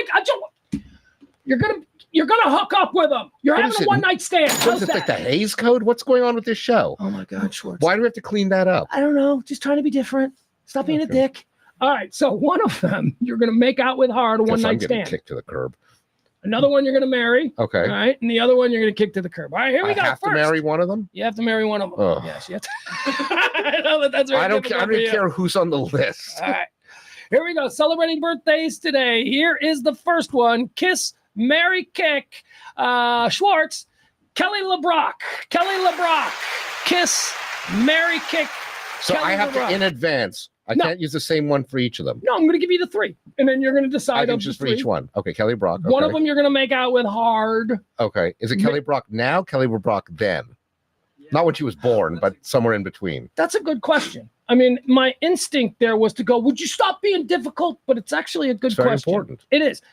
It is whatever era that you are picturing her in. That's if it's Kelly, because sometimes we do this with people who are dead, you know, so it's just whatever apex era. Right. Then I really got to limit it to Kiss. There you go. Really? That's as far as I'll go. I'm not All right. marrying a dead person. Right. Well, yeah. All right. We're looking at Kelly. That's Kelly LeBrock now. Kelly LeBrock. What do you think? May not change my answer. Yeah. Hold on, but we got to find the one, the Shermer one. You know what we're looking for. Yeah. We're looking for Kelly LeBrock just before she got ruined by Steven Seagal. Oh. She's got Steven Seagal stink all over her. Oh, she probably still has the wiped off marker from his forehead. Hold on, we gotta find, where is she from Weird Science? Ah, there you go. It's Kelly LeBrock and Steven Seagal. How could she? She doesn't seem all that bright. I mean, I don't know. He was a hot guy. Chicks are so stupid. They just, it didn't last. So at least she was like, yeah, no. Did you ever see his TV show? Steven Seagal's? Yeah. He had a TV show? Yeah, where he's like an honorary deputy sheriff in New Orleans. Have you ever seen this? I've heard about it. And I got You need to curious. watch this show. I got curious and I looked at it. You have to watch this show. It's exactly, Even one episode. It's exactly what you Because think. it's every episode is basically Steven Seagal rides with them for whatever reason. They let him do this. And he's like getting involved in the arrests, and every one of them is some low life in New Orleans going like, wait a minute. Oh, I've seen clips of this. Yeah, I mean, there was some one guy It's going, man, wild. I'm getting arrested by Steven Seagal. But for everyone, there's this moment of recognition of like, aren't you Steven Seagal? But he's not a cop. That's No, he's in full uniform. Right, but Yes. he's not a cop. He's just riding They along. made him. No. He's a sheriff. Like whatever. Elvis was an FBI agent. Right, I get it. But they let him carry a gun and do stuff. It's America, dude. You got a gun on you right now. You know. But I'm not arresting anyone. All right, here we go. Lawman, Kiss, right? Marry, Kick. All right, we're getting too far away Kelly from Kelly LeBrock. LeBrock. Yep. Here you go. Here's the next one. Schwartz, can I interest you in a little Nene 99 Luft balloons? 99. Here you go. Nene. Okay. Let me see your picture. Kelly LeBrock versus Nene from 99 Luft balloons. That's Nina. Yeah, it's Nina, but I think they pronounce it weird because they're Europeans. There you Okay, go. all right. She look at her. Are we bringing her up because she's born on this day? Sport. Yes, Oh, these are all people got it. celebrating Got birthdays. it. Got it. I just thought it's your random thoughts. There you go. All right, Kelly LeBrock and Nina of Yeah, okay, 99 Nina, got Luft balloons. Yeah. Right. Okay. Yeah. So who's the next one? Born on this day. Here, I don't want you. Norman Fell. I'll put this one up for you because this is going to make it complicated. Because right now you're thinking, yeah, all right. I'm pretty I know sad. where I'm going. I know Yeah. where I'm going. I don't see if this changes anything. Happy birthday to somebody we already mentioned. I told you to put a pin in it. How about Annabella Sciorra? Ooh. Annabella Sciorra. Hold on, these are not. Gloria Trillo from The Sopranos. That's all you need to say. Remember, she dealt Mercedes. Oh yeah. Tony killed her at her Yeah. cool ass because she made pot roast and he was late. So Tony and then killed they her. had Patsy threaten her at the dealership. Yeah. Yes. Gloria Trillo. Okay, let's find. There you go. There's prime Annabella Sciorra. A Okay. beautiful woman from the 80s. Hand that rocks the cradle. Curtis Hanson. We already talked about that. She was the star of that, one of the stars. Yeah. Well, I think Rebecca De Mornay was the crazy nanny, and Annabella Sciorra was the mom who was being terrorized by the crazy nanny. Yeah. All right. Kiss, marry, kick. Schwartz, you are going to have to make out hard with, marry, or kick to the curb. Here are your choices. Annabella Sciorra, Nene of 99 Luft balloons, Okay. and Kelly LeBrock. All right, here you go. Okay. All right. Okay. So the kick to the curb is easy. That's Nina. Kick to the curb. Kick I don't even have to all kick her there. In my mind, she's there. I've never given her any thoughts since Well, can I the video. Can I tell you the problem about Nina? Because when I saw that, I was like, German, the armpit hair. you nailed it. I Really? was all in watching that video at like 12 years old, going, okay, she's kind of hot. And then she raised her hands, dun, dun, dun, dun, dun. You know, she started doing full bush under the arms. Full and I bush. don't know to this day why that remains a deal killer, but it's a deal killer. It's gross. It made me gag. I'm like 11 years old, and I'm like, oh, God. It was so out of context for what I found She attractive definitely in a didn't like woman. the cover of the Patti Smith Easter album. No. The Patti Smith. Yeah, I know exactly where she's sitting Indian style. And she's like this or something. And it's Well, she's got, it's like she's wearing a tank top. Yeah. Oh, I can't handle women with underarm hair. So I'm with you. All right, Okay. continue. So she's just, I've never given her any thought, so it would be that. So Nina gets kicked to the curb. So, and here's, I see where you're saying this gets complicated, but it's not really that complicated. So you've got to either marry or have a one-night I stand. have to marry someone. You have to marry someone. There's no way to get out of this. No, you are marrying one of these people, spending the rest of your I life. can have a prenup? And you're going to be happy too. The idea is you're going to be happy. No, I'm not. But go on. Okay. Stats. No, I'm not. Okay. I'm making out with Annabelle Scioria. Kiss. She's the kiss. And Kelly LeBrock is the Mary. Wow. Really? All right. Let me tell you something, because I think we can all agree. Sorry, Nina. You got that underarm hair. You are being kicked to the curb. And I didn't like that song that much either. Yeah. It's all right. I am the opposite of you. I don't think you've thought this through. I'm going to marry Annabella Sciorra. You don't think? And I'm going to make out hard with Kelly LeBrock. Here's where you have not thought this through, and why you've been divorced twice to my one. You don't think marrying Annabella Sciorra is going to be a marriage with a lot of screaming and drama? Oh yeah. Well, I think that's marriage in general. I mean, all marriage. But I mean, there's levels. By the way, the conceit here is that the marriage is going to be a happy one. All right, it's like one of these. Okay. Well, I didn't realize we're playing this in fantasy land. Oh, really? You thought there was a chance? I thought this was real. You thought, ladies and gentlemen, hey, Jamie, bring in Kelly LeBrock for sure. I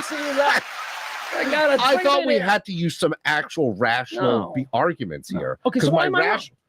Well, because she's going to be way more difficult to deal with than Kelly LeBrock. Because Kelly LeBrock, you have the ultimate trump card. You just go, she's arguing with you. You go, hey, you fucked Steven Seagal. Yes. Done. The argument's over. That's why it's a problem. She has, not Steven Seagal specifically, but it's about, can I trust her to make good decisions? She was in love with Steven Seagal. I can't be around that nonsense. That person is capable. What do we know about Annabelle Sciorra's dignified, decisions? lovely lady. Dignified, lovely lady. You don't know this. Yes, I do. All right, moving on. There you go. I got to stand by my argument on this. So once again, recapping, you are kicking Nina of 99 Left Balloons. Everyone in this room is. Curb. You are marrying the psycho Kelly LeBrock. I imagine Kelly LeBrock is like, I don't know this, but I imagine she drinks a lot, and I imagine out in public she gets sloppy. Isn't that the worst? The smoke show girl who's really sloppy drunk. Got to carry him places. Yeah, it's just the loud girl. But the hot loud one. Anyone really. But combine that with hot, because the hot, drunk, loud girl is given rope and leash that regular loud, like a loud hot girl is allowed to be a distraction for a lot longer than like a normal looking person. Can we put a different third category instead of Mary? No, but here? Go ahead. I don't know. Well, I don't have one.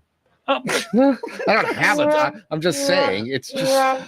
All right, born on this day, more birthdays. Born on this day in the year 1965. Any thoughts? I told you we're going to talk wrestling. My son, thoughts on The Undertaker. Born on this day, The Undertaker. It's a good one. A little before your time? Not really. He got really popular in the 2000s. Not that he already wasn't before. He's just timeless. He reached multiple generations. He's before your time, but yeah, it's good that you know who he is. No, that means he's iconic. Well, was he really in the 2000s? Yeah, big in 2013 when he had the streak at WrestleMania. I even feel like late 90s. Like maybe that's where he first. I was thinking 90s. He debuted at Survivor Series with Bobby Heenan, and Jesus, my kid knows more about wrestling than it's incredible. And $1 Million Man, Ted DiBiase. There you go. All right, here you go. Happy birthday. Happy birthday to The Undertaker. Born on this day, 1973, Jim Parsons. Ernest? No, not Ernest. No, that's not even close. Jim Parsons is Sheldon from Big Bang Theory and You know, Who am young I think Sheldon. of Jim Varney. Jim Varney. Well, they're both Jim. That's very good.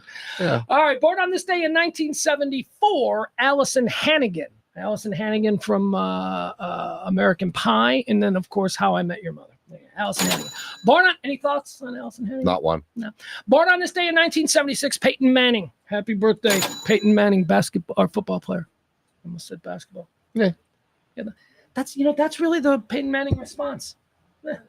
He's a likable guy. Yeah, well, that's exactly it. He is everywhere because he is so friggin' vanilla. He's just likable. Yeah. He's so bland and vanilla, and he's got name wreck because football, and it's just okey doke. I don't know. It's just I know a guy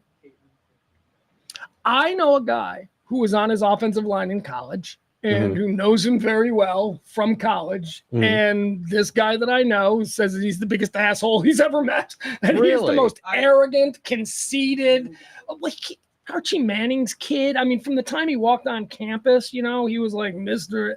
Yeah, he's supposed to be kind of a difficult, at least back then. Maybe he has changed. But as a 19-year-old, he was insufferable. Because he puts out the vibe of this is pretty much how he is. He seems that way. There's some people you could look at, they play the nice guy, but you know that they're assholes. Yeah, but that's the what commercial? Peyton. Yeah, State Farm. I mean, this is all a carefully branded post-retirement image to get him on TV screens. Yeah. In real life, he's supposed to be kind of or at least, and it's fair to say this, 30 years ago he was. When he was a kid coming into college and all of that. Yeah. Well, look, coming into college, I was a jerk, and I had nothing to base it on.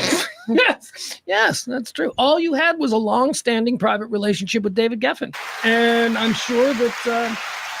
Well, it was long-standing at that point. Yeah, you had just started as his pool boy. Yeah. Assistant. It would turn into more of a relationship. You don't immediately start as David Geffen's pool boy. Well, no. You got to work your way up the ladder. You got to work for Paul Lynn. You have to be introduced throughout the whole scene. And then you're David Geffen's filter cleaner boy. Yeah, no. Whole thing. Manservant. That you never made Manservant, right? That's like the top of the food chain there in David Geffen's pool party universe. Yeah. Born on this day in 1977, my favorite current actress. I make that distinction because she's still in the middle of her career. Happy birthday to the lovely and so talented Jessica Chastain. You know Jessica Chastain? Yeah, she blurs with a lot of other actresses for me. What? Really? Any actress under 40 now. I know what you're doing. It's just one blur. You're doing she's in the whole like flow chart of Nicole Kidman, Amy Adams, all of these sort of red hair kind of, yeah. Everyone, name an actress who's currently popular. She doesn't really. Scarlett Johansson. Can't distinguish them. Blake Lively, don't know the difference. Can't tell. Couldn't tell. All right. Couldn't tell. All of them. They're all the same person to me. Here's the problem with this. This is bad for business. You're like one of the great beauty describers and creators in the world right now as a plastic surgeon. Yeah. And you're saying you make no distinction between Scarlett Johansson and Jessica Chastain. It's unclear to me which one is which. I know, like, if I can look at photos and go like better looking, worse looking, I would do this, I would do that. But if you ask me to go which was in which role, I don't know. I don't care. The man looks at tits all day. I guess he's not looking at faces. Not really. No, it's not that. It's that I can't. It's if you put them up, I can tell the difference between them. I can't remember which is which, nor why I should bother to know.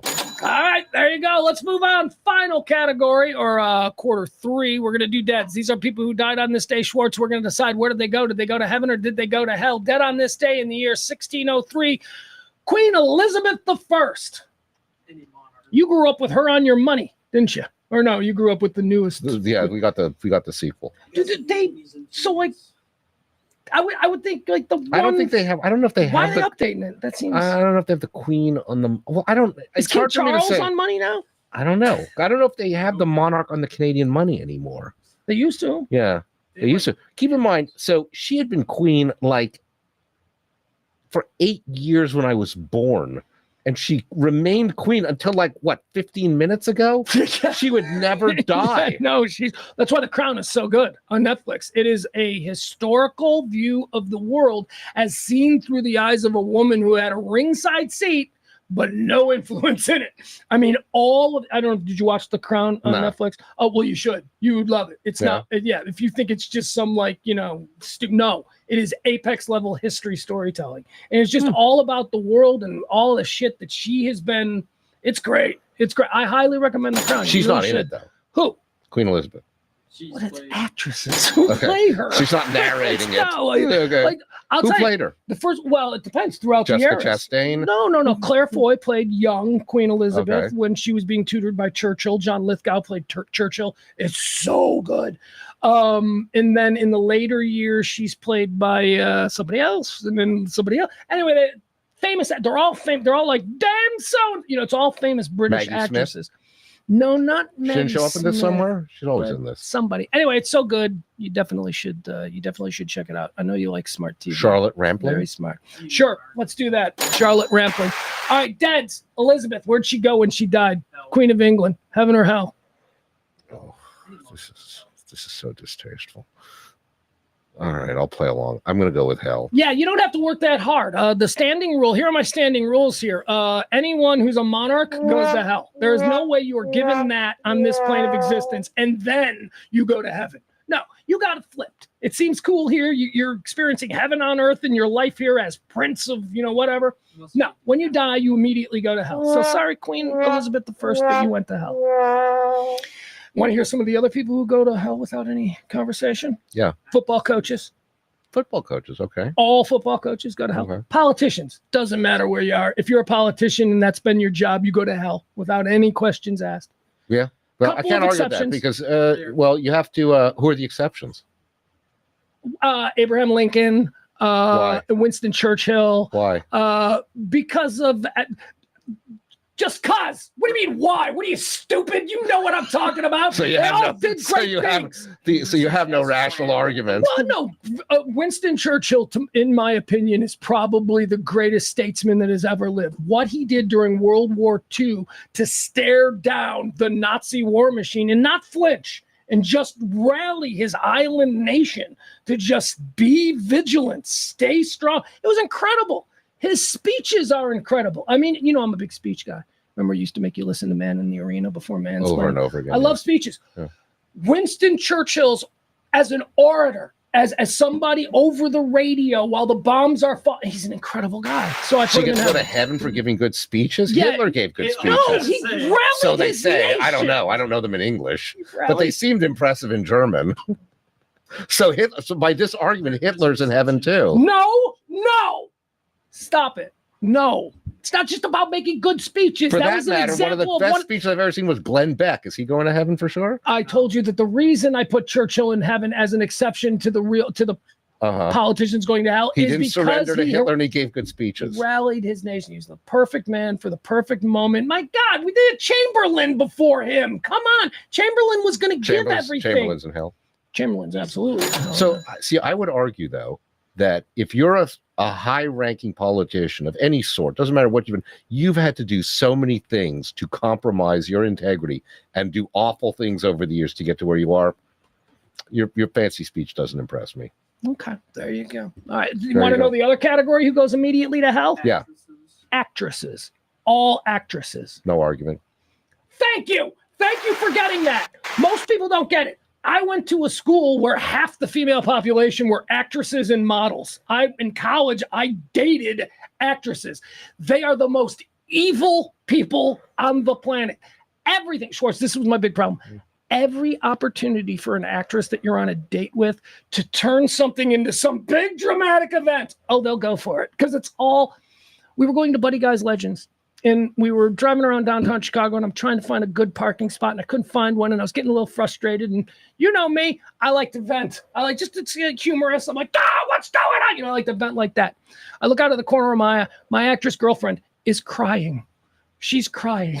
Not being able to find a parking spot caused her to see if she could work up some tears because it was good practice. Oh, they all go to hell. You dated a lot of actresses, Some. Yeah. Some Just famous ones. Just having to hear them say the word "my craft" Oh, jeez.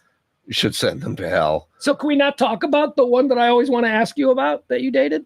And I'm sure you dated a lot, but I always wanted to ask you I about didn't this date one. A lot. Go ahead. Here I go again on my own. Yeah, one date. Oh, one date with Tawny One Katane? date. That's it? One date. How'd that go? Okay. Yeah. Yeah, good enough. Did you make out with her? We're not going into that. We just did a whole very deliberate breakdown of 3 other actresses and whether or not you would make out with that.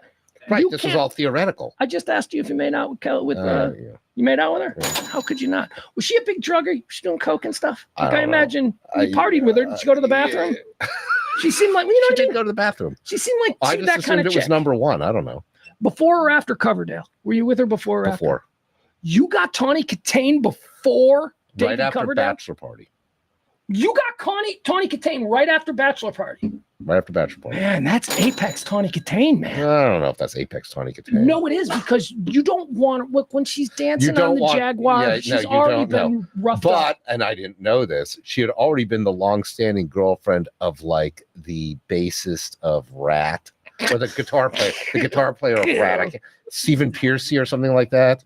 Yeah. Yeah. Yeah, Stephen that was Piercy, he's the before singer. me. That was before me. Yeah, I know. All right. Yeah. Ugh. All right, Elizabeth I of England goes to hell. Dead on this day in 1603. Dead on this day in 2016, Gary Shandling. Sad. Incredibly sad. So funny. It's Gary Shandling show. Brilliant. In my opinion, and I'm a TV dork, in my opinion, 2 of the most brilliant and innovative comedy television shows of all time were created by Gary Shandling. Yeah. And he only did 2. Yep. You've already mentioned It's Gary Shandling Show, which for me, It's Gary Shandling Show was a sitcom, shot like a sitcom. It looked like a sitcom, except that Gary Shandling was the first on a regular, I mean, it'd been done before. He would break the fourth wall. Yeah. Yeah. Where in the middle of the show, in the middle of the sitcom scene, he would stop and start walking to the camera and talking to the audience about how absurd this whole thing is. I know that's just an example.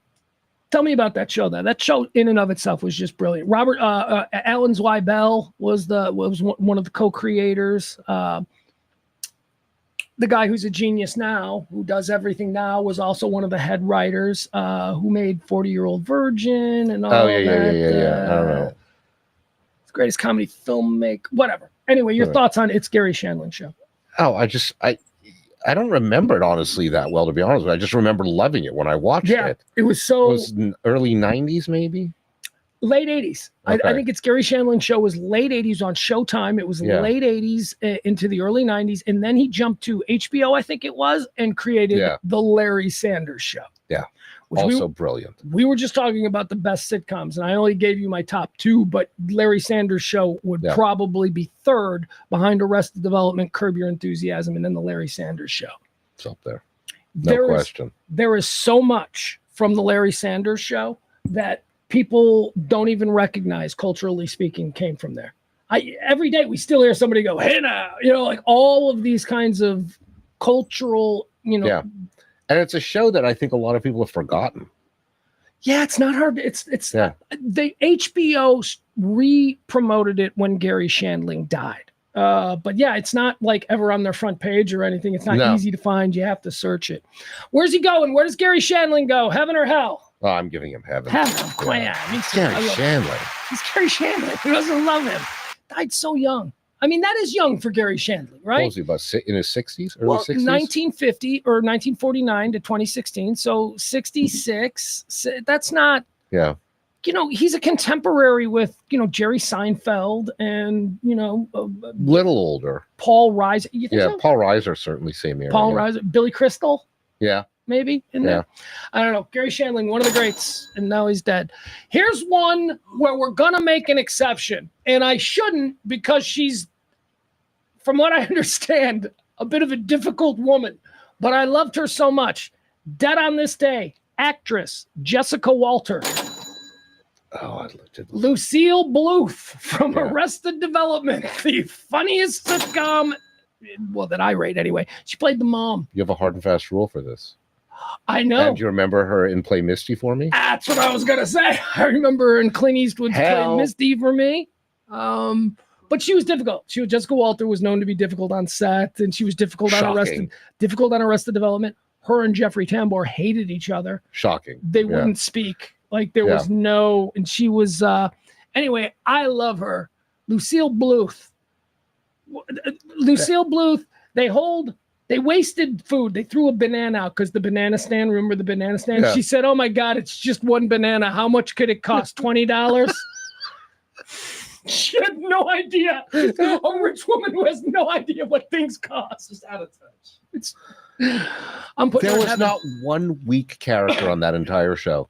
No, and absolutely everybody in their role Perfect. hit a home run. Perfect. I mean, I still look at Portia de Rossi and I go, how rare is it that somebody is that physically beautiful, but also that comedically gifted? Yeah. To play that kind of thing. All right, there you go. That's where you putting Jessica Walter. Putting her in heaven or hell. Oh. What do you think? You putting her in hell? There's a She's rule an on this, actress? and I agreed with you on the rule. Right, but I make exceptions. No, you can't make exceptions. She made me laugh too much to put her in hell. All right, she's in hell. There you go. Jessica Walter goes to hell because Schwartz made it so. No, whoa. This is a hypothetical. To the thing. family of Jessica Walter, I would like to just state Thanks. that it's all on this guy over I'm not here. playing this game again. Yeah. All right, let's do this. Schwartz, here. Oh, sorry. You know, I just realized it's been on Schwartz the whole time. That's pretty good. Now we're back to a two-shot. I need to make a mention The whole here. show's been me Yeah. on camera? Haven't That's talked great. about, not the whole show, but just the last like 10 minutes. Okay. Tomorrow we're doing an event. It's our first event. We're going to be doing trivia nights. Woo! That's right, the trivia party. So come one, come all. Scrolling at the bottom of the screen. You've been seeing it all night. We're going to be at the back 9. That's on Addison 4060 Beltline Road in Addison. Sign up for trivia teams begins at 6 o'clock. It's going to go 6 to 9. Look, I'm in bed by 10 o'clock every night, okay? So I need to be home in bed by 10 o'clock. Come on out. It's the first event that we're going to be doing on this show. I know a lot of people are like, we could do something. We should do something. You should throw a party. Okay, so we're doing this tomorrow night, 6 o'clock, the back 9. It is trash trivia. It'll be myself. Who else do we have? Oh, I got a bunch of girls. Yeah, I got a bunch of girls lined up. A bunch of Sunbrew girls that are a part of this whole thing. You remember the Sunbrew girls from back in the day? The Sunbrew girls. So it's always really nice to just have some Sunbrew girls just floating around the periphery. Just, you know. This is a new generation of Sunbrew girls. They're It is- changing them all the time. That's right. They Right. get, oh my God, Schwartz. Tuesday night at the back 9 in Addison, 4060 Beltline Road. It'll be me. It'll be a bunch. Trust me, it'll be fun. We're going to do a whole show tomorrow on it, but I just wanted to make sure that we're pushing it today, and I didn't mention it yet. What did you just say? You just said something. New Sunbrew girls. They change them up, right? Right. I did a private corporate event where I hosted and did announcements and stuff at the Great Wolf Lodge in their conference center on Saturday, and I had like 6 Sunbrew girls as my promotional girls who would go out and make sure that everybody. At this point, we were representing an incredible company whose name I can't remember, but that's what it was. I'm talking to these Schwartz. I'm a 55-year-old man. I'm like, I forget. You know, there's a lot of downtime. We're just all hanging out in a room. There's free food. We only had to go out on stage a couple of times, so a lot of downtime. 8 hours of this on Saturday, just hanging out. Schwartz, I'm talking to these girls like I'm not their grandfather's age. Like, I forget. Like you're not invisible to them. Exactly. Like, Right. they don't see me as like that cute old guy. Like, if they say, hey, where'd the old guy go? Like, that's how they would do. But Right. I forget. And I'm like, kind of like, I'm like, oh, and I got to remind myself. It was horrifying being around young, beautiful women because you forget you're 55. You Yeah. forget. Which is fine. It's fine. It's the forgetting part is great. It's when you suddenly flash back and remember. It's embarrassing. Yeah, then you're like, oh, And look, what was I thinking? I am not kidding myself. I don't actually think that I have a shot, and I wasn't doing it. It was a professional situation. But when you're small talking, You don't ever in the moment forget how long you've been on this planet. And like there's no point during that day where you were just going and you're like, you're feeling like you think you're feeling that energy, but really it's just maybe an early seizure or something. And then they're we all had a good time, and I know some of them, and I've worked other events with them, but it's just I have to keep reminding myself that stop it. What are you doing? Why are you talking to her? And Yeah. you're old enough to be her father. Like, and it's not like hitting on them, but it's like just through conversation. Like if I say something that's maybe a little sexy or a little bit whatever, like men of my generation are known to do from time to time, it's inappropriate. It plays poorly. I'm like their dad's friend's age. It's just weird. And I have to constantly remind myself that there is a big generational difference here and I should just shut up and, but it was awkward. I had sort of a very... It's painful. Yeah. It's painful. Yeah. We can't all be plastic surgeons. No. I experienced the same thing. All right, Schwartz, let's wrap up with a couple of things that are happening in the world today. Let's see here. We've got George Foreman died. Big old George Foreman. Any thoughts on former heavyweight champion, the great George Foreman, passing away over the Loved weekend? him as a kid. I mean, I remember when like a heavyweight boxing championship when I was a kid was a big deal. Yeah. I have no idea who the heavyweight champion of the world is right now. I have no clue. No. And I haven't known probably since Tyson. I have no idea. Well, you know what's interesting about that, Schwartz, and it's how our culture has changed. I often say that if you were to stand on a street corner in the middle of Manhattan in 1960, right, you had your microphone, you're Alan Funt, you're doing your little candid camera thing. If you were to ask just any random stranger these three questions, they would all answer it properly. And that is, who's the heavyweight champion of the world? Yep. What horse won the Kentucky Derby? Yep. And what's the name of Miss America? Yeah. They could have told you all of that in 1960 standing there. Right. Today, nobody can name any of those. They could all be the same person and I wouldn't know. Yeah.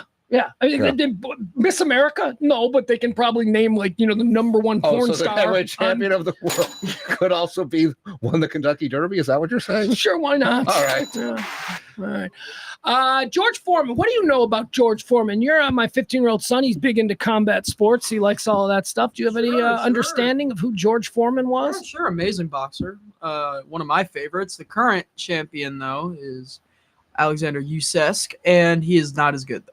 All right, nobody cares. Nobody's heard of that guy. George Foreman, however, big hitter. Not huge, not known as a boxer so much the way Ali was known as a great boxer and a great mover. George Foreman was just a bulldozer. Capacity for that one punch knockout. Oh, massive. Capacity to shut down your central nervous system with a punch to the rib cage. I remember watching him beat Ali. I remember that fight. Yeah, crazy. George Foreman. He seemed like, actually, I was going to say he seemed like a nice guy. That's the interesting thing about George Foreman. George Foreman's persona when he was fighting was not a nice guy. He was quiet and he was scary as hell. Yeah. His whole thing was he didn't say anything. Like Tyson, actually. Very much like Tyson.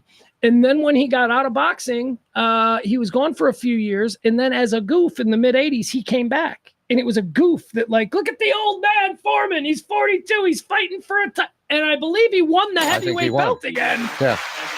And then people were like, is he going to keep going? And then he kept going for a couple of years. And then that surprise career in engineering. Right. Who saw that coming? The George Foreman grill, ladies and gentlemen, it revolutionized bachelor home cooking. Right. It was amazing. But that second stint where he came out at 40, I think is when he came back. When he came back, he was a completely rebranded personality. The guy that fought Ali, the guy from the early 70s, the guy from, the Rumble in the Jungle. Was he Thriller in Manila or Rumble in the Jungle? I think he was Rumble in the Jungle. Okay, all right. So that's Thriller from Manila was Ali. That's Foreman. right. Ali Kumbaya or Bumbaya. Yeah, that's it. It was Foreman. But he came back as a friendly guy, as the fat, doughy, I don't know if I can do this anymore. And then the guy who named all my sons the same thing. Yeah, I named all my sons. George Foreman, likable guy, iconic American, good for him, lived a nice life. Heaven. Oh, yeah, heaven. I would put absolutely George. Just for the grill. Just for the grill alone. And he would make people smile. He was a nice guy. His energy was good. He was beloved. Yeah. He was beloved in the 1990s. How's that? Powerball. I like to keep track of this. Do you play the Powerball? Are you a big? I don't see you as a big scratch off guy. Never. I know a hustle when I see one. The show was 15 minutes late getting on the air today because Schwartz was out in the driveway with a cigarette dangling out of his mouth, frantically hitting scratch offs. No, that's not you. I love the Powerball. Do you play it? I don't not regular, but if there's one coming, a big one like this that we're going to talk about, I will play. If I'm at the convenience store, I'll say get a buck, because here's what I think. It's $1 or $2 or something like that. I think it's worth the fun fantasy. Yeah. I think that $2 is not enough. As long as, in the time that I buy the ticket until the time that I find out that I've lost, for $2, I'm like, hey, I could win. That's kind of worth it to me for $2. The last time I played the Powerball was when Russia invaded Ukraine. And I bought a bunch of Russian stocks. And like the Powerball, I lost because I figured, oh, look, these are selling for next to nothing now. No, they can't help but go. But then they got delisted. So, yeah, lost everything on that. Like Powerball, same thing. I remember when my second child was born, it was on 9/11. Planes had just crashed into something about an airport issue. Something about that's why that was my Powerball. Powerball jackpot, Schwartz. What is it? It's at now. I'm mentioning it because we're getting close. My rule is $500 million. If it goes to $500 million, I'm in. You got my attention. Powerball is at $461 million. No, that's not going to be life-changing enough for you. No. Right. 461 million. But here's why I mention it. Because if there is no winner, I think it's tonight. It'd probably help if I knew when the next drawing was. I think it's tonight. Or maybe, doesn't matter. If there's no winner on this one, it will absolutely cross the 500 million next time. So we've got to get ourselves ready. What's the most it's ever gone to? Over $1 billion. It's been 1 point something. Yeah, it crossed $1 billion, I think, twice now in the past year. It's only been and someone's won that. Oh yeah. One single winner. Have they blown through all the money yet?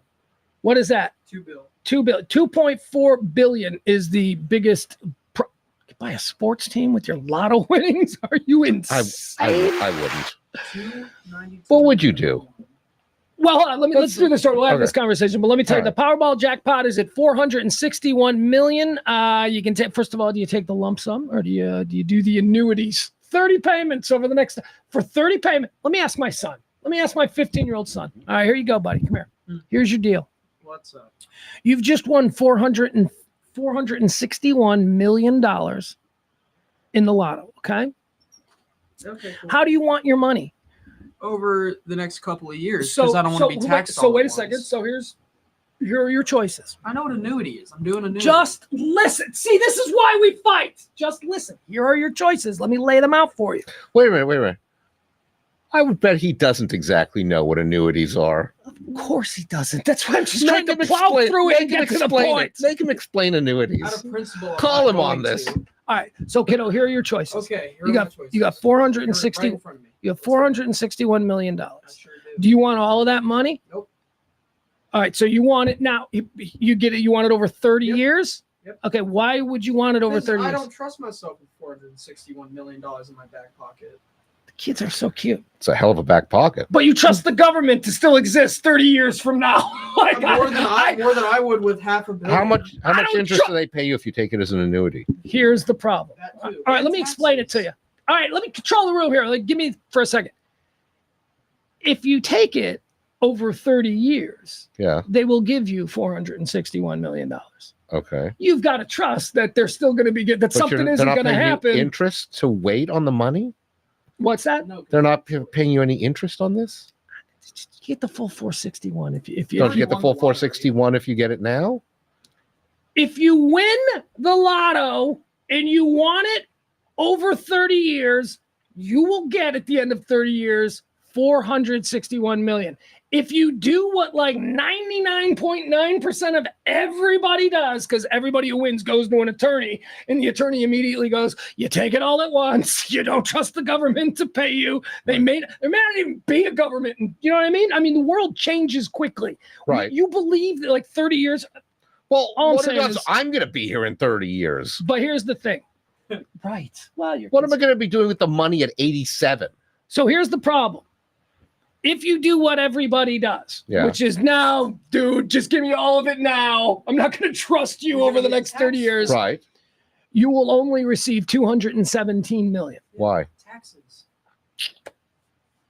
That's just how it works. Because they're taking the taxes out. Yeah. But if you get it as an annuity, you're still paying taxes every time you get the annuity payment. If someone wins Monday's drawing, they can win $461 million spread out over 30 annualized payments, or do what most winners do and take a full lump cash sum, which will only be $270 million. A writer actually used the word "only" before $217 million. Wait, am I understanding that if you take it as an annuity, it's tax free?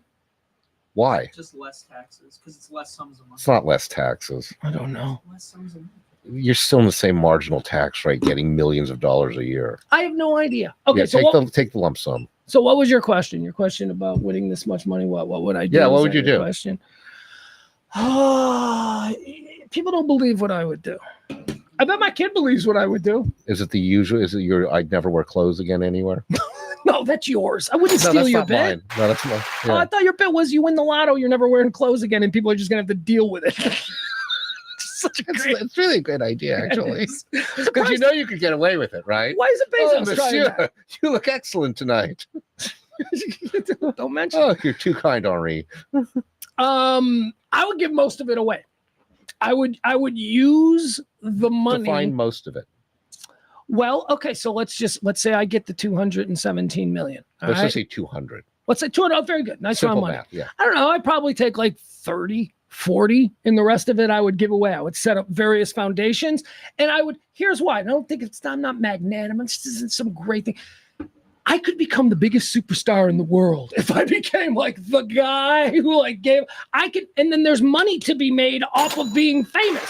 So I'm giving the money away. Trust me, it's a plan. And also I think it'd be nice. I do want to actually. I agree. It's very money. nice as far as a plan. It's a shit plan. I don't need more than dude. I know what my bag is. I would never in a million years need more than $30 million to be absolutely happy and live the life that I want to live. You don't even need that. And if I can take the rest of it and I can, do cool things for people who, I don't know, I want to do that. That's just kind of how I am. Would you take any of it to do kind of douchey things to people? I would want to, but I don't think. You don't think so? In the beginning, probably, yeah. You would just go like, I'll give you $100,000 to do this right now kind of thing? You would do that. Yeah, I totally would. You would totally do that. I would. I'll pay you $100,000 if you spend an entire year with a drawn-on Sharpie mustache. Essentially, you could put the money into two piles, one with which you do incredible good, and the other you just act like a complete douche. See, this is why you're my friend, because that is the better idea. And I imagine, should I win this money, you would have shared that idea with me. Like a third, a third, a third. Yeah, that's good. What about you? What would you do with your money? Never wear clothes again. I draw a Sharpie mustache on top of my real mustache. Honestly, I don't know that I do much of anything all that different. $200,000. I'm not someone who walks around wanting things. So like, I wouldn't go on some big buying spree thing. I don't want a bunch of homes. I don't care about fancy cars. I don't care about any of this really. I don't know that I do a whole lot different. As long as I had enough money to travel anywhere I want to travel at any moment. Like if I just decide, hey, let's go to Paris. And if I can do that, that's great. That's a wonderful thing. And just go out to a restaurant anytime I want. I mean, no bills, no money problems. You don't need more than 30 million. You don't need anywhere near that. No, of course not. Of course not. But I'm winning 200 and I don't want to. Yeah, no. I just don't know that I do much different. It would be a larger potential inheritance for my children from me to threaten them with. Because right now it's enough that, I can get some influence, but not all that much. All right. How old is your daughter? Which one? Oh, the youngest one. 16. Yeah, because the other one's 20 or something. 19. Okay. By the way, my kids' friends were massive fans of mansplaining. Yeah, it's a good show. There's a lot of people who are massive fans of it. Not the people you would think would be the demographic. Right. Like, my kids weren't enamored of hearing me talk about that stuff on the air, but their friends were. But the content was fun. Yeah. The content cut through. That was a really good show. And I'm telling you, we need to keep doing it. There is a life for it somewhere. Somebody who can flip a switch needs to believe in it. And, I don't know, I guess whatever. All right, let's talk about films. The reason I ask about your daughter is because the big movie in theaters this weekend was Snow White I was wondering if but she's 16. She ain't going to see Snow White. No, That ain't a thing. honestly, I don't think I've been in a theater since COVID. I really don't think I have. Wow, you saying that? I have not. I absolutely have not been in a. When? What movie? We did. I'm sorry. Yeah, I did. We saw Napoleon. We saw Napoleon. My son and I saw Napoleon. We saw Nope. And we've been to a couple of movies. That's right. I forgot. I go to movies. I don't think I've been to one. And I have no interest. I don't enjoy that. Look, there's movies I would like to see on a big screen where I think it really enhances the movie. But really, the movie experience is going to a theater is such an awful experience at this point. They have to radically change the presentation. They have to change. They've tried with you can now get drinks and food and menu and all that. I don't know. I don't know what it's. The thing that drives. First of all, it's ridiculous. To take my kids to a movie now, it's absurd. It's over $100. It's ridiculous. Mm-hmm. And then it's not an enjoyable experience because so many people are so rude in movie theaters now. Phones a big problem. Yeah, it's like, you know what? I find it hard to believe, dude, 5 rows in front of me, that there's anything you're being texted that's that critical right now. So my 15-year-old son is here along with Dr. Robert Schwartz. And you're the same way, I'm sure, when we were kids, I mean, that was our default thing. Let's go to a movie. Yeah. We saw every movie. Everything. Didn't matter. We saw it because there was nothing else to do at 1:00 on a Saturday. That's what we did. You and your friends do not go to movies often, do you? Only when it's like an event, like when it's a spectacle. Like we saw Endgame in theaters, but like we saw like Spider-Man, but there's not like blockbusters, but not like. But you just don't go. What do you want to do? They're not that interested. My kids aren't that interested in movies. We're gonna go see what's that? We're gonna go see Borderlands. I mean, realize that here's how it was for me and my friends. You want to go to a movie? Yeah. What's playing? I don't know. No, it doesn't matter. Doesn't matter. Let's just go. Let's just see what's there, whatever. And we didn't go for a specific time. We'd show up at the movie, and whatever movie was about to start, we'd be like, you want to see this one or that one? Yeah. Because movies were always attached to malls in the 80s, and you just go walk around the mall until your movie started.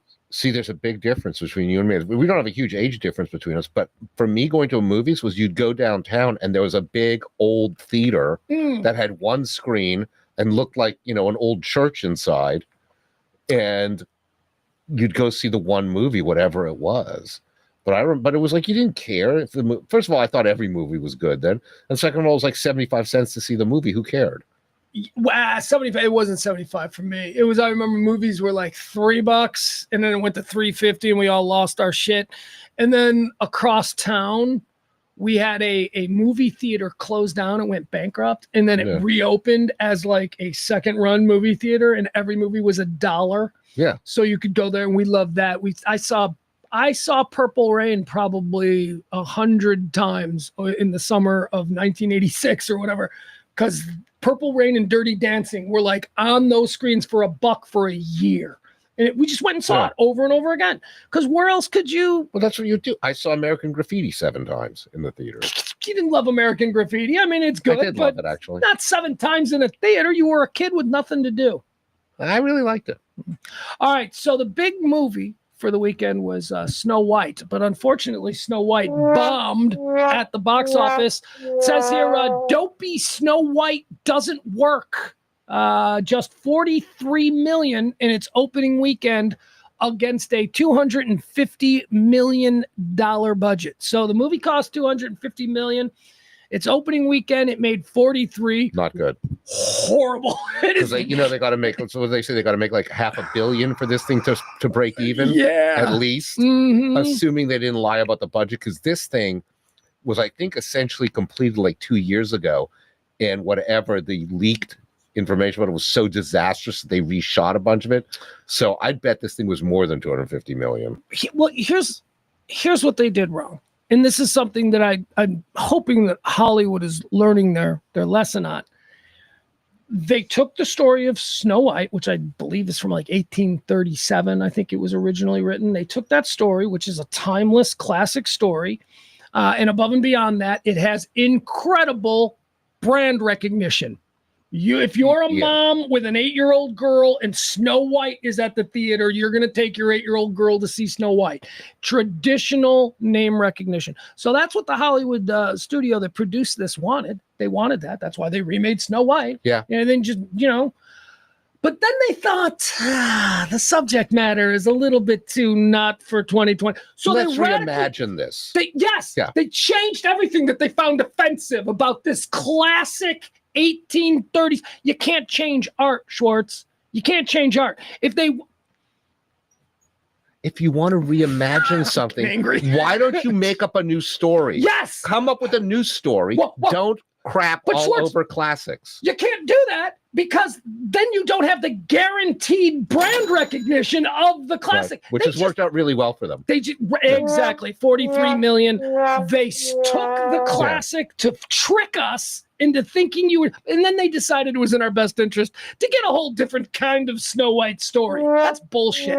It's not censorship, but it is a kind of fucking with creative. Look, this is great literature. I hate to be Snow White, but it is. It is truly considered, great classic literature for children. Yeah. Children's literature. You don't fuck with that. You don't change it. Right? You don't take a painting and go, well, it's got a dick in it, so let's, draw pants on him. We don't do that. Is that a big thing going on in the art world There's now? not a Speedo on the statue of Michael. David. What was I saying? Oh, yes, there's Michelangelo's made it. Yes. Sorry. That's right. What were you talking about? Michael Douglas? No, but that's what they did with Snow White. They went, the story is not good for 2025, so we're going to make the star Mexican. I don't know if you knew that, but Snow White, which obviously doesn't matter. But I think the dwarves are dwarves. Dopey's retarded, right? What, did they fix Dopey? Is Dopey now witty? That's his Dopey name, does witty. drugs now. That's what it is. Dopey does It's drugs. the other kind of dope. He's a junk. Yeah. Fentanyl, not fentanyl. What is the Meth? opioids? Oh, opioids. Yeah, opioids. So he was working down there in the cookie mine, and he did something to his back, and he's been popping pills ever since. He's on partial disability. So, it's Dopey. Yeah. Yes, you can't. It's I don't know dope. what the story is, but anyway, people are rejecting. Will you be the going story. to this? No. Stupid question. Yeah. I'm going to see Snow White. No. Take me. Rachel Ziegler is the star. I don't know who she is. She's famous for something. Musicals. She was what? Musicals. Yeah, West Side What Story. musicals? West Side Story. I think she might have Who been. saw that? And some Broadway things. See, they love Broadway. Why does he know this? Oh, because he knows a lot about modern culture. He's up on that. Ugh. Yeah, West Side Story. Like Uh, No one watched Steven Spielberg presents West Side Story. The fuck? What? Quentin Tarantino presents Fiddler on a what Roof. market is there? What market is there today for a musical about clashing gangs? Well, okay, so A musical. So the West Side, context. the original West Side Story I've seen. Yeah. Okay.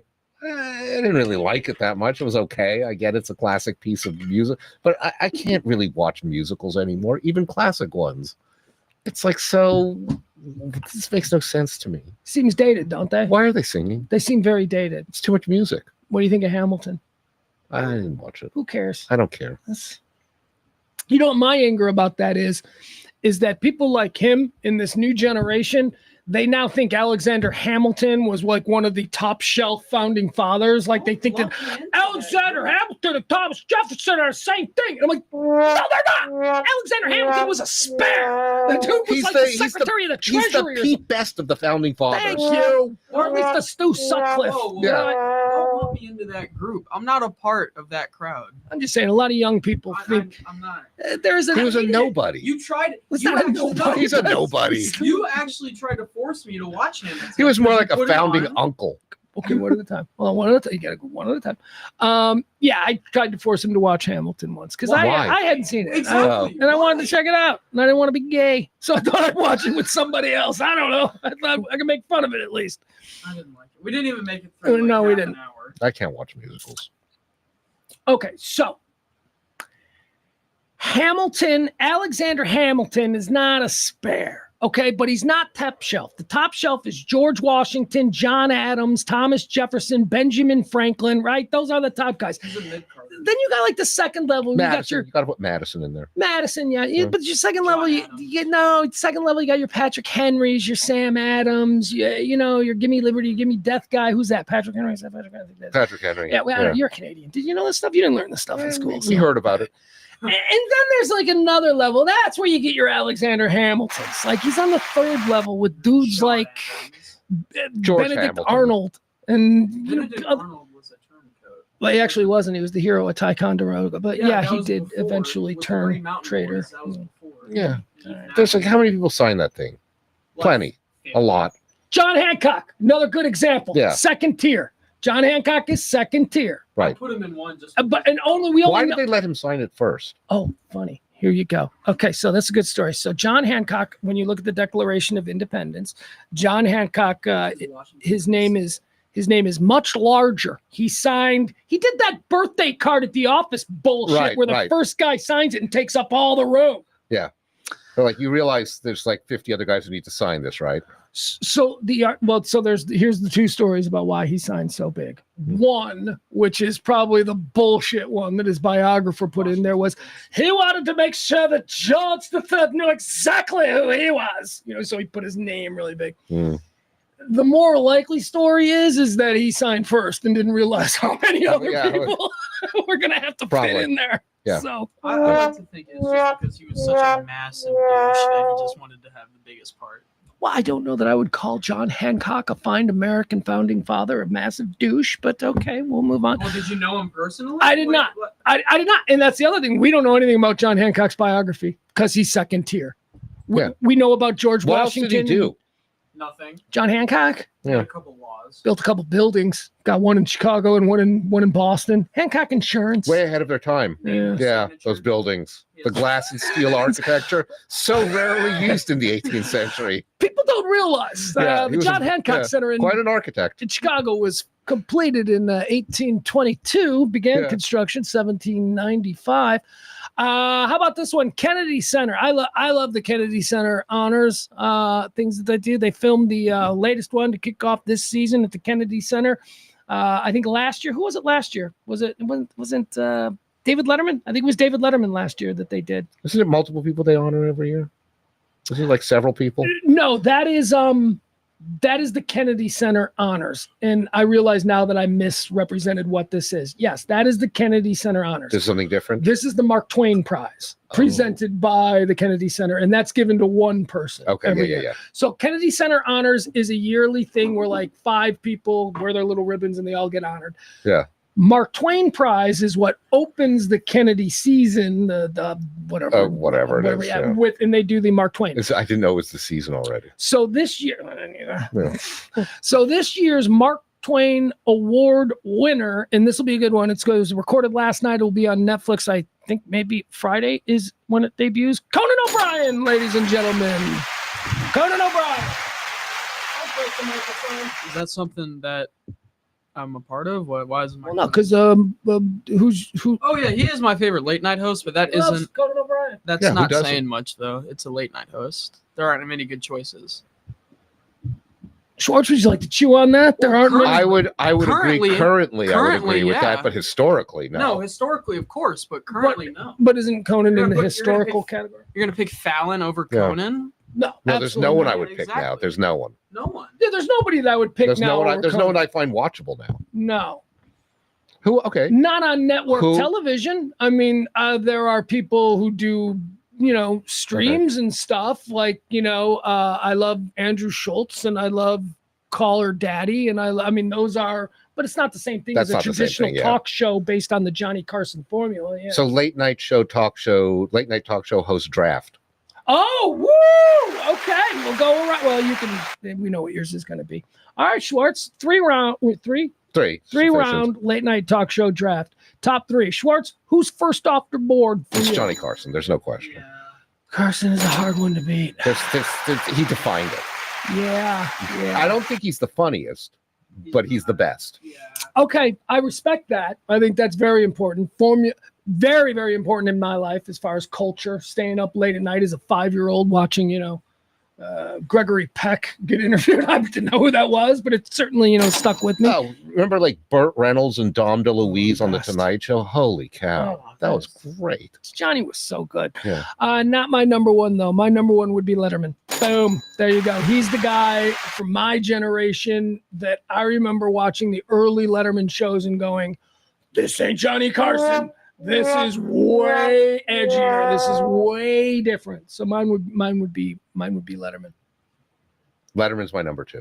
What about you, buddy? Actually, you just said I would have picked Letterman, but Conan since he's gone. Conan. No, Conan's your favorite. Well, but okay, I appreciate that. Greatest. Yeah, Schwartz, who's number 2? Letterman is my number 2. You go number 2. And Letterman is, I think, my funniest and the most groundbreaking. And do you know that my number 2 is Carson? So look at us. We're just lopsided. I don't think we disagree on this. I think we view them the same way. Yeah. I think we have different priorities in terms of where the rank, what Their makes them rank. impact or why they should be above the other. Yeah. That makes sense. And you could certainly argue that Carson, just based on the fact that he set the template. Yeah. Yeah. Okay. You're number 2. Old Jay Leno. Old Jay Leno. Yeah, that not like after the Conan stuff, before. Okay. All right. There you go. Kid goes with old Jay. How about you? Number 3, Schwartz. Who's your number 3? Your first one was Johnny Carson. Your number 2 late night host of all time was David Letterman. Who's your number 3? Oh, it's such a toss up between Merv Griffin and Joey Bishop. Really? No, you're not going that. No, Mike Douglas. What's going on here? Mike Douglas is daytime. How about Steve Allen? How about Jim J and Tammy Faye? Don't you remember when they had their talk show? That's right. That's right. That's right. That show. So who's your 3? She might be Merv Griffin. Really? You're going with Merv? Only because of the sheer massive cheesiness of that show. That was the ultimate cheesy sycophant talk show. I don't remember much of Merv Griffin. I don't. I may have to go with Merv, but almost ironically. What I remember is Rick Moranis as Merv Griffin on SCTV, where he's with his jacket. Bobby Bittman. Oh, how are you? We're not going to do that. My number 3 is Conan O'Brien. My top 3 are David Letterman, Johnny Carson, and Conan O'Brien. Schwartz's top 3 are Johnny Carson, David Letterman, and Merv Griffin. Yes. And my son's first one was Conan O'Brien. His second was David Letterman. Who is your third? The second one was Leno. Old Leno. Oh, Leno. That's right. Third, Seth Meyers. Seth Meyers. All right, there you go. I think Seth Meyers is very funny. All right, there you go. There's our draft. Conan's being honored by the guy in like the 80s. What was his name? Morton Downey Jr. Morton Downey Jr. Yeah, I knew him personally. Did you really? Yeah, he worked at the radio. He was a radio host in Chicago before he went to WOR and started doing that. That was a hell of a show. I've said this numerous times whenever his name comes up. Incredible dude. Morton Downey Jr. was awesome. Like really nice. Like the thing about Morton Downey Jr. is nobody who ever worked in the office where he worked has a bad thing to say about him. Secretaries, copy boys, producers. He was playing a character. He was playing a character. And because he was playing that character, Morton Downey knew that when he was in real life, he had to go the other direction hard. He had to be the biggest sweetheart. Yes. He had to help with everything because he needed to balance it. Unlike some other people who seem like a douchebag on the air. I'm not going to mention names. And they're actually a douchebag in real life, too. That's okay. You can always rip Russ Martin here in the Kelly Moore Memorial Studios. That's one of our rules. No problems. No, I know what you were talking about. I know you knew. All right. What else do we have here? We're going to do some characters, but Schwartz, you were lamenting 2 hours. We're now heading into our 3rd hour. Are we? Yes, it is. It flew by. All right. Let me see a couple quick things. You're such a smooth conversationalist. Tiger Woods. Oh, I love this. Tiger Woods is getting hammered online because he made his Tiger Woods is now in a relationship with Vanessa. I don't know what her last name is now. She was married to Don Jr. for years. Don Jr.'s ex-wife when he had all these kids with. Yeah. So Vanessa, gorgeous. She was my favorite of like the Trump chicks. Like they're all hot. They're all like total smoke shows. Well. They do well. Right. But Vanessa, the one that Don Jr. had, and she divorced him like a couple of years ago. Her and Tiger Woods, they're now a big item. So why is he getting crap for this? Because Tiger Woods made it public yesterday on Twitter. He said, just want to announce that me and Vanessa are very happy. She's the light of my life, blah, blah, blah. We ask for privacy at this moment. So the dude announces publicly and then says, we want privacy. It's total nonsense. It's just amazing how much attention some people need. Yeah, we'll show you some pictures here. It's okay. No, they're cute. Well, that's not just for you. You know, we got an audience. Oh, that's right. The audience want to get a look at what they look like here. I forgot that we're actually doing this for someone. There you go. There they are. Hold on. Is it something them in bed or something, or cuddling or something? No. Here, you can see it. It's a very nice picture. It's it's there they are. They're just side I'm not by going to side. look because they asked for privacy. Very good. That's a good point. No, she is beautiful. I think she is really pretty. Yeah, that's Tiger Woods. And Tiger Woods was roasted on social media Sunday. Okay, we already talked about that. See if there's any other good pictures. Look at the comments. All right, hold on. Wow, it is a photo of them in bed. There you go. There is a photo of them in bed. She's very pretty. I think she's very pretty. Because a lot of these women in the Trump orbit, they have hard, hostile looks. Like they don't smile. There is like a very the model look of like very. Yeah. That's sort of the default for a lot. Ivanka has it like all the time. This chick always smiles. Unapproachable. Yes, yeah. Unapproachable. Not even. This one smiles. She always seemed like she had a little bit more life to her, and so there you go, Tiger Woods, and I don't know, Vanessa. She didn't know the last name. I hope people aren't bothering them. Right. Well, that's the absurdity of it. That he made. Nobody cared. Nobody was asking. No one was thinking about him. Made it public. No one. And then all of a sudden, now he's making it public, but he's also asking for privacy. Yeah. Like, what do you mean privacy in this moment? You ask for privacy when your child dies. You don't ask for privacy when you announce. You ask for privacy when people aren't giving you privacy, when they care, right?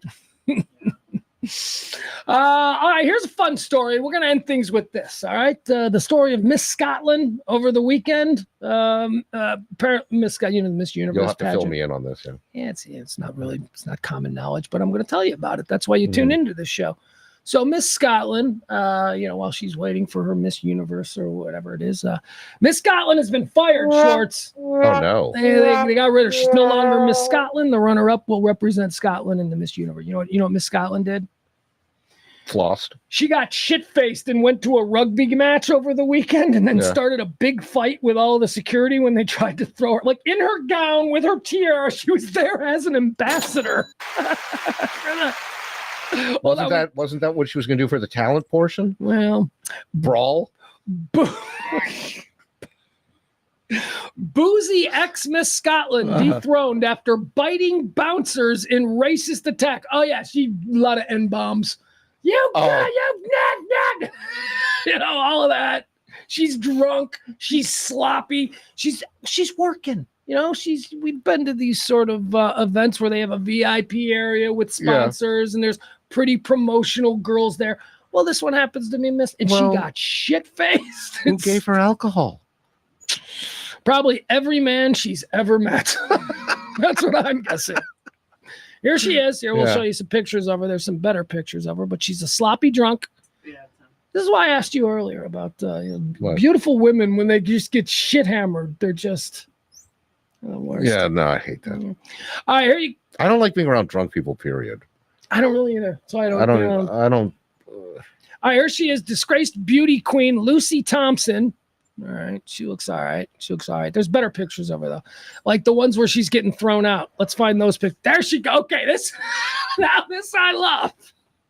Let me direct your attention to this pose right here. Here's Miss Scotland trying to get away from the security guards as they're being dragged out of the VIP tent that she is being paid to be there. She's working.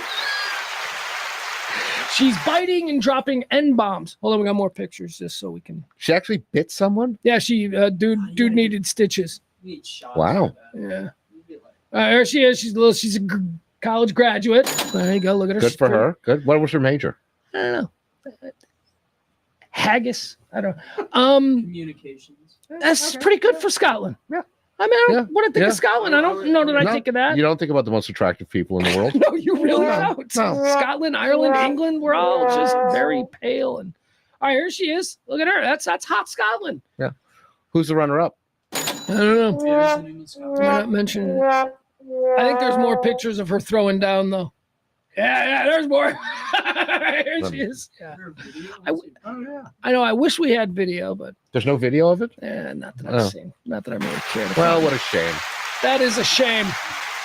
That is a real shame. When was the last time Miss Scotland won Miss Universe? Probably never. Never. It's Miss Scotland. I mean, I think it's pretty safe. It's always going to be someone from South America. I think that's Venezuela. Yeah. Argentina.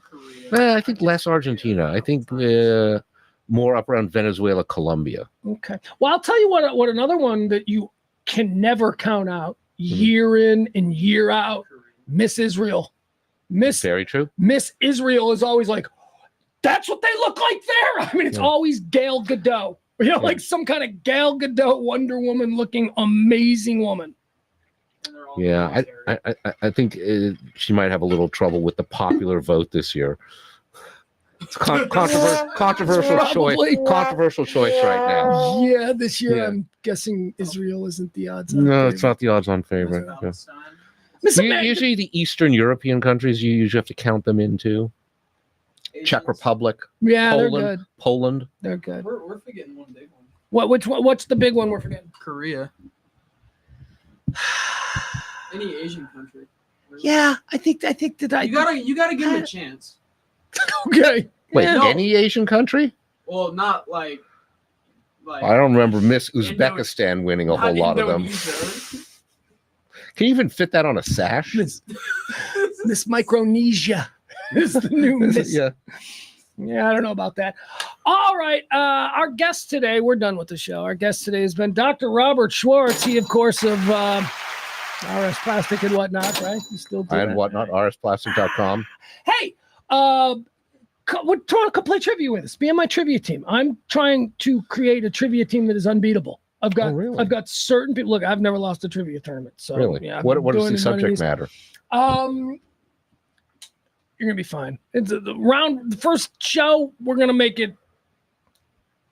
It's not gonna be that hard. It's not gonna be that hard. It's gonna be so that we can build a nice competitive game. It is going to get progressively harder. We'll talk about this. We'll talk about this. All right, tomorrow night, 6:00, registration begins. The back nine. 4060 Beltline Road. Trash trivia with us here at the Rant and, of course, Sunbrew and all of that good stuff. Tomorrow, 6:00, trash trivia. Bring a couple friends. If you don't have friends to bring, like you don't have a team of people that you want to compete with, then come. We'll put you on teams. Same thing that we did with dodgeball. If we're looking for people coming as solos, it's a great way to meet people. We'll sit you with some new friends and we'll have a great night. 6:00. Sign up begins. 4060 Beltline Road. That's trash trivia. Back 9, 4060 Beltline Road. That's tomorrow. Sign up start at 6:00. Schwartz, thank you. This was fun. My pleasure. How fun Loved was it. he? My son, thank you. As always. As always, there you go. We'll be back tomorrow. Let's see. What else do I need to say? Anything else? Do I need to promote anything else? No, we don't promote your football. All right, guys, that's going to do it. We're out here. We'll see you tomorrow back here at noon. Like, follow, subscribe, do all of that kind of stuff. We will be back tomorrow with another show. I don't know who the guest is going to be tomorrow. I'm working on something. I love you. Bye, everybody. Have a great one.